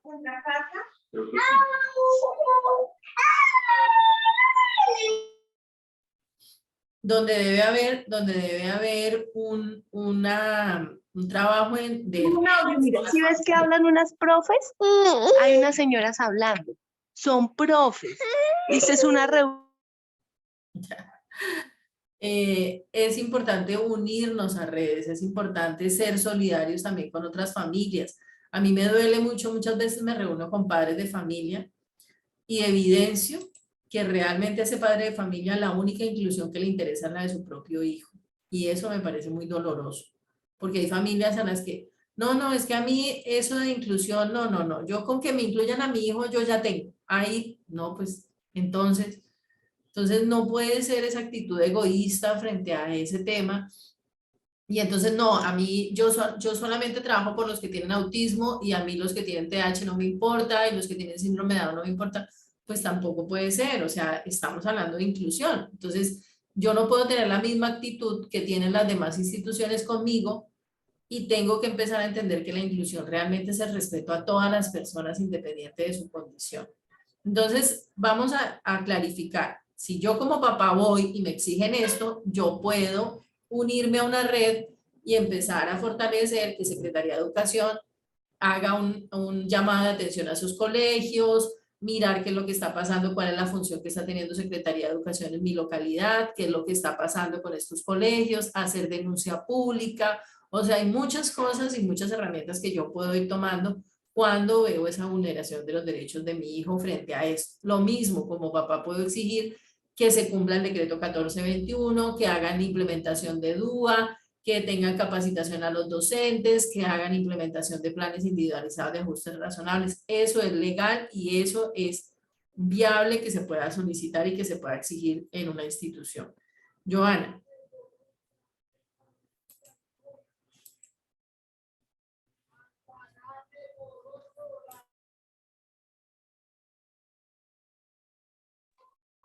Hola, Pili, qué pena. Igual yo lo dejé aquí por escrito de que, retomando el tema de la acompañante terapéutica, esta es una persona que debe tener un perfil profesional y unas competencias específicas. Esa es la diferencia entre una sombra que muchas veces los padres confunden y creen que una acompañante es cualquier persona que va a hacerle todo al niño y eso lo que genera es más dependencia, como le decía hace un rato Ana Paola, creo.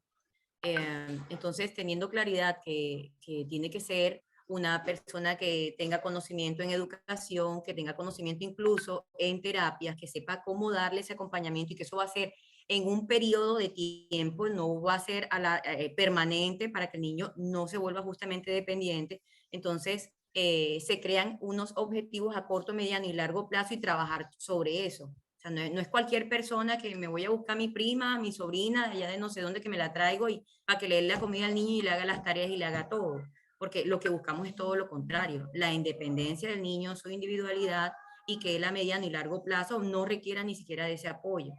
Pero pienso que tampoco, como decía Mayo, yo no he sido, no he tenido el rol de docente, pero sí he estado siempre con Mayo escuchando su perfil profesional cuando ella ha trabajado como docente y sé que muchas veces tenemos nuestros niños que tienen unas dificultades que incluso supera el apoyo que puede darle el docente en el aula. ¿Sí? En mi caso, para mí ha sido una bendición contar con este apoyo porque en año y medio Salomón pasó de ser un niño que no le gustaba socializar, no le gustaba comunicarse con otros niños. Ahora no solamente lo permite, sino que él busca el juego. Y para eso ha sido importante ese apoyo, ese acompañamiento de esa terapeuta ahí. ¿Sí? Yo sé que igual ha podido hacerlo, pero en un tiempo distinto. O estar yo permanentemente buscando la forma de que la EPS me dé ese apoyo, esa ayuda, o buscar en la Secretaría de Educación, pero conozco muchísimos casos de padres que tienen no sé cuánto tiempo luchando y peleando para que esto se... No significa que no esté de acuerdo con ustedes, sí lo estoy, pero en la medida de nuestras posibilidades, siempre que podamos apoyar a nuestros hijos y buscar la manera de que ellos salgan adelante, pues hacerlo. Yo entiendo todo lo que dicen, de que no es lo ideal, de que se supone que el acompañamiento terapéutico no debería ser una opción, que es la docente de apoyo del colegio que trabaja con los docentes y, ok, todo eso debe ser así, es desde el punto de vista legal y como dice usted, todos debemos unirnos para trabajar a que eso se dé, como crear un grupo, una red de apoyo, buscar la manera de presionar un poco para que esto se dé. Pero decir de pronto de que una persona que le dé el acompañamiento al niño en particular, no, a pesar de que no es lo ideal, no se debe hacer, desde mi experiencia y desde la experiencia de muchos padres a los que he estado acompañando y veo cómo evolucionan sus hijos con un perfil adecuado, claro está, una acompañante terapéutica, no una sombra, que tenga un perfil de profesional y unas competencias, nuestros hijos salen adelante, en realidad se logra ver la evolución en ellos. Gracias. Importante para las familias, porque veo familias que por acá apenas están como entrando en el proceso, saber que cuando estamos hablando de educación inclusiva en colegios, estamos hablando de decreto 1421 y que eso incluye los dos componentes de los que hemos estado hablando, diseño universal para el aprendizaje y planes individualizados de ajustes razonables. Y cuando estamos hablando en la universidad, hay unos lineamientos de educación inclusiva superior. Eso es importante. Ya hay leyes y ya hay lineamientos que obligan a las instituciones desde el preescolar hasta la universidad en temas de inclusión. Entonces no es que no, ya llegó a la universidad y allá sí no opera el tema de la inclusión. Esto rige para el SENA, esto rige para todas las instituciones de educación superior, tener en cuenta este tipo de directrices. Quiero que para ir cerrando, pues los papás o las docentes que nos están acompañando puedan de pronto levantar la mano si quieren hacer algún comentario. Yo les comentaba que estamos desde la Fundación Unicornio haciendo unos procesos formativos, unos cursos, unos microcursos que estamos haciendo precisamente para poder formar a las familias en todos estos temas. Formar a las familias en todos estos temas de educación inclusiva. Entonces quiero mostrarles un poco lo que nosotros hemos venido haciendo. Este fue una formación que estuvimos haciendo en noviembre y en diciembre, donde les enseñamos tanto a padres, siempre las formaciones las estamos haciendo para colegios, para padres de familia y para terapeutas. Algunas personas nos han dicho que individualicemos, pero lo que nosotros decimos es que debe estar el engranaje. Entonces yo como docente tengo que saber, yo como institución educativa tengo que saber y yo como padre de familia tengo que saber. Entonces en esta que estuvimos haciendo en noviembre y diciembre enseñamos cómo crear un proyecto de educación inclusiva desde cero. Eso es súper, súper, súper importante. O sea, saber qué es un comité de inclusión, cuáles son las políticas de inclusión, qué se debe hacer con respecto a la inclusión en mi institución, desde un preescolar hasta la universidad. Explicamos paso a paso qué es el diseño universal para el aprendizaje, qué son planes individualizados de ajustes razonables y otro microcurso que estuvimos dando en diciembre sobre ajustes razonables por discapacidad. Estos, miren, los valores son bastante asequibles precisamente para que pueda acercarse a todas las instituciones este tema. Aquí este kit, que fue lo que le llamamos el kit navideño, en este momento, por esta semana, va a estar por un valor de 100.000 pesos. Generalmente vale 150.000 pesos. Vuelvo y les digo, ¿qué buscamos? Acercar estos temas, que un papá pueda realmente decir qué es lo que debo exigir, cómo lo debo exigir, qué es esto del DUA, qué son los PIAT, lo mismo los docentes, lo mismo los colegios. Estos microcursos los hicimos en febrero, donde pusimos la articulación de DUA y de PIAT, cómo hacer PIAR para estudiantes con déficit de atención e hiperactividad, cómo hacer PIAR para estudiantes con discapacidad psicosocial. Esos están disponibles para adquirir. Bueno, mi vida. Y hay uno más que es este que venimos trabajando, que ya estamos ofertando para marzo, que arrancamos el 16 de marzo, que son, y es muy importante para niños con trastorno del espectro autista. Espérenme que hay un micrófono por aquí que está Porfa, colabórenme con los micrófonos, que se escucha por ahí alguien. Mío, mi amor, ¿será? Listo. Este está en marzo y este es muy importante, sobre todo para niños con trastorno del espectro autista o para niños que no tienen oralización o no están verbalizados, y es sistemas de comunicación alternativos y aumentativos. Ustedes escucharon hoy que en varios momentos hablamos de los pictogramas. Para los niños que tienen autismo, estos sistemas de comunicación alternativos y aumentativos son muy importantes, y es muy importante que el docente sepa, que el terapeuta sepa y que el padre de familia sepa cómo implementar estos sistemas de comunicación alternativos y aumentativos en un sistema educativo, cómo hacer una agenda visual, cómo hacer un tablero de comunicación, cómo hacer un llavero de comunicación. Vamos a tener una segunda instancia que son los planes individualizados sobre cómo hacer esos ajustes razonables para estudiantes con el trastorno del espectro autista, y luego terminamos el 30 de marzo con PIAR para estudiantes con talentos y capacidades excepcionales, que también dentro del espectro autista tenemos estudiantes que tienen esos talentos y esas capacidades excepcionales. Entonces, ¿cómo se hacen esos ajustes razonables para esos estudiantes? Si se dan cuenta, son cursos muy breves, son muy económicos. Estos de marzo también, estos 3 tienen un valor de 50,000 pesos. Y lo que buscamos como institución y como fundación es llegar a padres de familia, a terapeutas, a psicólogos, a colegios, para que realmente esto de la educación inclusiva deje de ser una utopía y sea una realidad.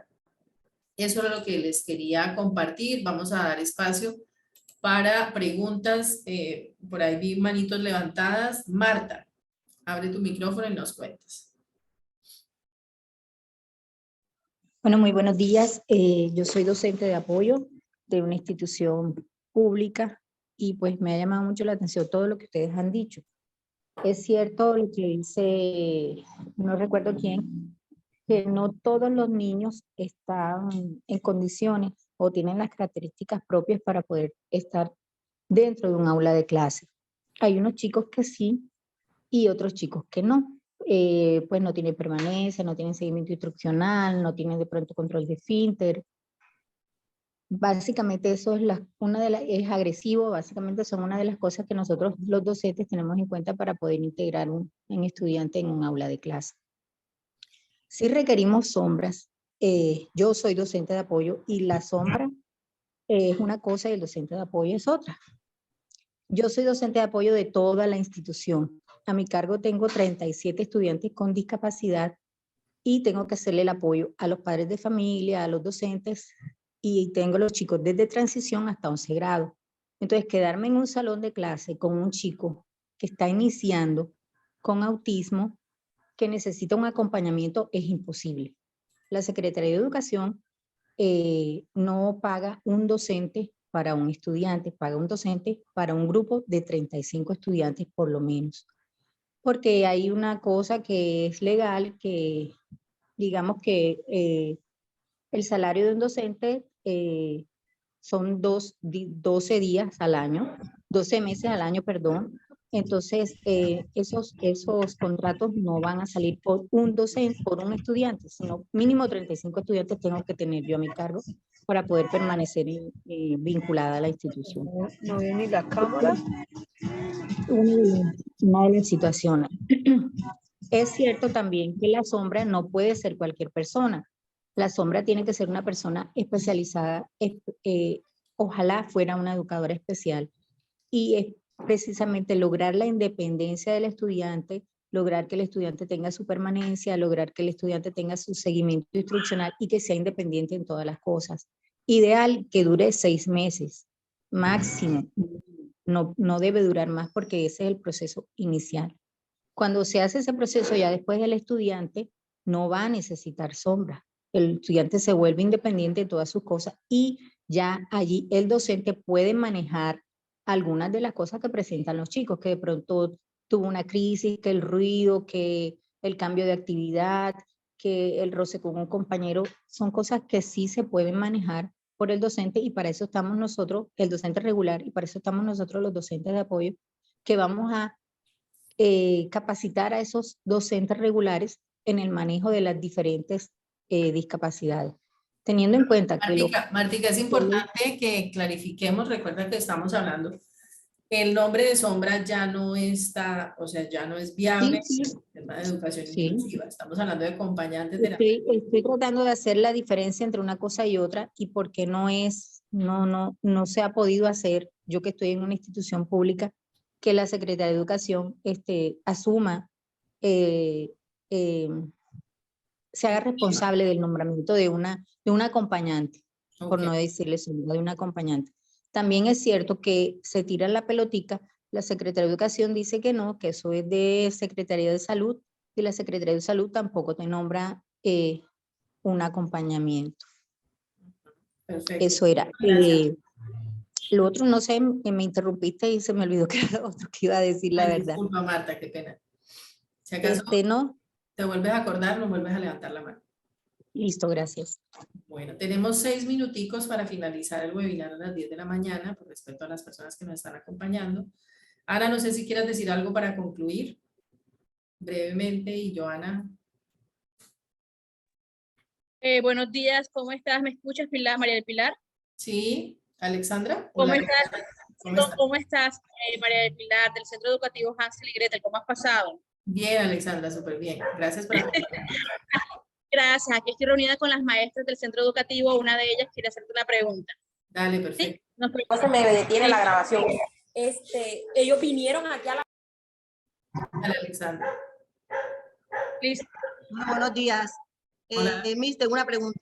En caso de que el estudiante, de que la madre de familia tenga una negación o aceptación de que su hijo tiene una condición y no haga la ruta pertinente de llevarlo a terapeuta, a ninguna de esas, ¿cómo hace? ¿Es responsabilidad de la institución o la docente? O sea, ¿qué hacemos?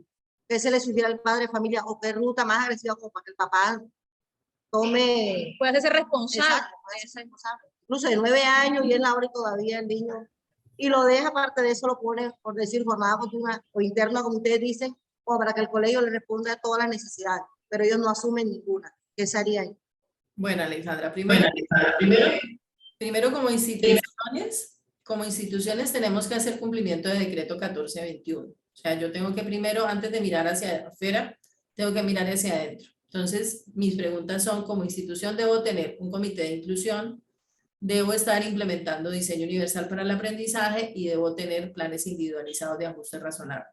Si yo ya estoy haciendo esto, empiezo un proceso donde en el plan individualizado, en el acta de acuerdos, llego a unos acuerdos con la familia. Mire, nosotros estamos evidenciando esta situación con su hijo y necesitamos estos apoyos institucionales. Se hace el acta de acuerdo y el papá no cumple. Se hace un acta de acuerdo donde se plantee el papá no está cumpliendo con los compromisos que se tienen. ¿Qué es lo que pasa con las instituciones? Que si llega, por ejemplo, llega a estar la instancia de que ya definitivamente este papá hay negligencia, el papá no está cumpliendo, el papá, y yo si he hecho el proceso de educación inclusiva adecuado, yo puedo mostrarle a Secretaría de Educación evidencias de que nosotros estamos haciendo el proceso bien y el papá no está cumpliendo. Eso es importante tenerlo, pero primero tengo que tener claridad si yo como colegio sí estoy haciendo todo lo que tengo que hacer, porque yo no me puedo poner a exigir cuando yo no estoy haciendo mi papel, porque ahí sí llega Secretaría de Educación y les dice, muéstrenme las evidencias de que ustedes están implementando DUA, muéstrenme las evidencias de los planes individualizados, muéstrenme las capacitaciones que ustedes han tenido a docentes. Si ustedes no tienen nada de eso, ustedes quedan a merced de que el papá con una tutela les obligue a lo que él quiera y lo que salga en la tutela, ¿sí? Si ustedes tienen todo el respaldo de que están haciendo el camino correcto, pues seguramente no van a tener inconveniente y van a poder tener un soporte legal para poder adjudicar qué es lo que está pasando frente a esa situación. Maylén, por aquí. Maylén. Gracias, María del Pilar. Gracias. Maylén, dime. Hola, ¿cómo están? Hola Maylén, qué gusto. ¿Desde dónde estás? Igualmente, hermoso la verdad escucharlos y bueno, saber cómo es la situación allá y las perspectivas. Ahí escribí el comentario por las dudas para no quitarles tiempo. Acá es así. Sí me gustaría aclarar. ¿De dónde, Maylén? Desde Córdoba, Argentina. Ay, súper bien, bienvenida. Sí, interesante, bueno, esto de las designaciones para el acompañante terapéutico. Acá en Argentina hay como, se le da mucho valor al acompañamiento terapéutico de un niño o de una persona, es un brazo terapéutico de un equipo, es un profesional formado que mira al niño en esa situación escolar, donde a veces la misma docente no puede mirarlo, viene como de más arriba también, ¿no? Uno como profesional, yo soy psicomotricista, acompañante terapéutica, y a veces uno se enoja con la escuela, pero viene de un poco más arriba. Entonces la docente, más allá que falta formación, responde a una directora y la directora al Ministerio de Educación. Entonces es como muy difícil que todos lleguemos a un acuerdo. Sí me parece que como profesionales hay que trabajar en equipo desde donde uno pueda, acercarse a los docentes, ofrecerles el apoyo y la información que desde el equipo terapéutico tenemos, y qué estrategias de cómo ese niño aprende y cuáles son sus necesidades y qué apoyos le podemos brindar, tanto padres como equipo y escuela. El trabajo articulado me parece que es la clave, al menos acá estamos como en esa lucha, y sí es obligatorio. Las obras sociales tienen que cubrir todas las prestaciones de apoyo que necesite la persona con discapacidad. Dale, perfecto, Maylen. Muchísimas gracias por contarnos tu experiencia. Grizzly. Gracias. Grizzly y Vivo, y terminamos el webinar por el día de hoy. Grizzly. Hola, buenos días. Hola, ¿cómo ¿Me va? escuchan? Sí, ¿desde dónde estás? Estoy en la casa, pero ya salí a un lugar donde hubiera menos ruido. Ok. ¿Ahora sí me escuchan mejor? Sí, pero ¿de qué ciudad estás? En Medellín. Dale, Yo cuéntame. estoy en Medellín. Mi pregunta es muy puntual. Bueno, yo hice varias preguntas por el chat, pero mi pregunta principal es ¿cómo se determina que el niño autista, mi hijo acaba de ser diagnosticado con autismo asociado al síndrome de Down? Él nació con síndrome de Down, pero acaba de ser diagnosticado con autismo severo nivel 3, así me dijeron. Entonces, mi pregunta es, ¿qué determina que el niño, por el autismo, no pueda estar en un aula de clase? Porque me pasó que en un colegio al que lo iba a cambiar, porque en el que lo estoy llevando me sale muy costoso y yo soy madre soltera, en otro colegio me dijo una psicóloga que es que hay un nivel de autismo que no se puede escolarizar. Yo quiero saber qué tan cierto es eso y qué es lo que determina que un niño autista no pueda estar en un aula de clase. ¿Qué es lo que determina que un niño autista no pueda estar en el aula de clase? Pero con respecto al O en el colegio. O en el colegio, sí, porque a mí me dijeron que habían niños con autismo de cierto nivel que no permitían escolarización, y esa fue la razón principal por la cual le negaron el cupo en un colegio. Entonces yo quiero saber qué es lo que determina eso. No, realmente en este momento toda la ley te apoya a ti. O sea, mira que, por ejemplo, en este momento hasta los hospitales y clínicas tienen la obligación de hacer aulas hospitalarias. Entonces eso que te están diciendo es nada, o sea, se están saliendo por la tangente y no están teniendo razones adecuadas. Yo ahora por el grupo les voy a compartir, por el chat del webinar, les voy a compartir como un documento de tutela que ustedes pueden empezar a generar frente a eso. Yo quisiera con Joana comprometernos de repente a poder volver a hacer otro webinar ya enfocado como en el tema legal, ¿sí? Donde pudiéramos hacer una asesoría legal de qué puede hacer un papá en cada una de las instancias, y pudiéramos ya hacer una clarificación sobre cómo se pueden hacer las tutelas y todo este tema para apoyar un poco a las familias frente a este proceso, y también a los colegios, a los docentes que tengan situaciones legales que de repente no sepan cómo conseguir. Joana tiene, su esposo es abogado, y podríamos mirar desde esa perspectiva que pudiéramos tener ese apoyo de Genaro. Ahí está Genaro, ya lo estoy comprometiendo. Entonces, nada, muchísimas gracias. Vivo, sale Vivo B2109, por favor. Sí, buenos días.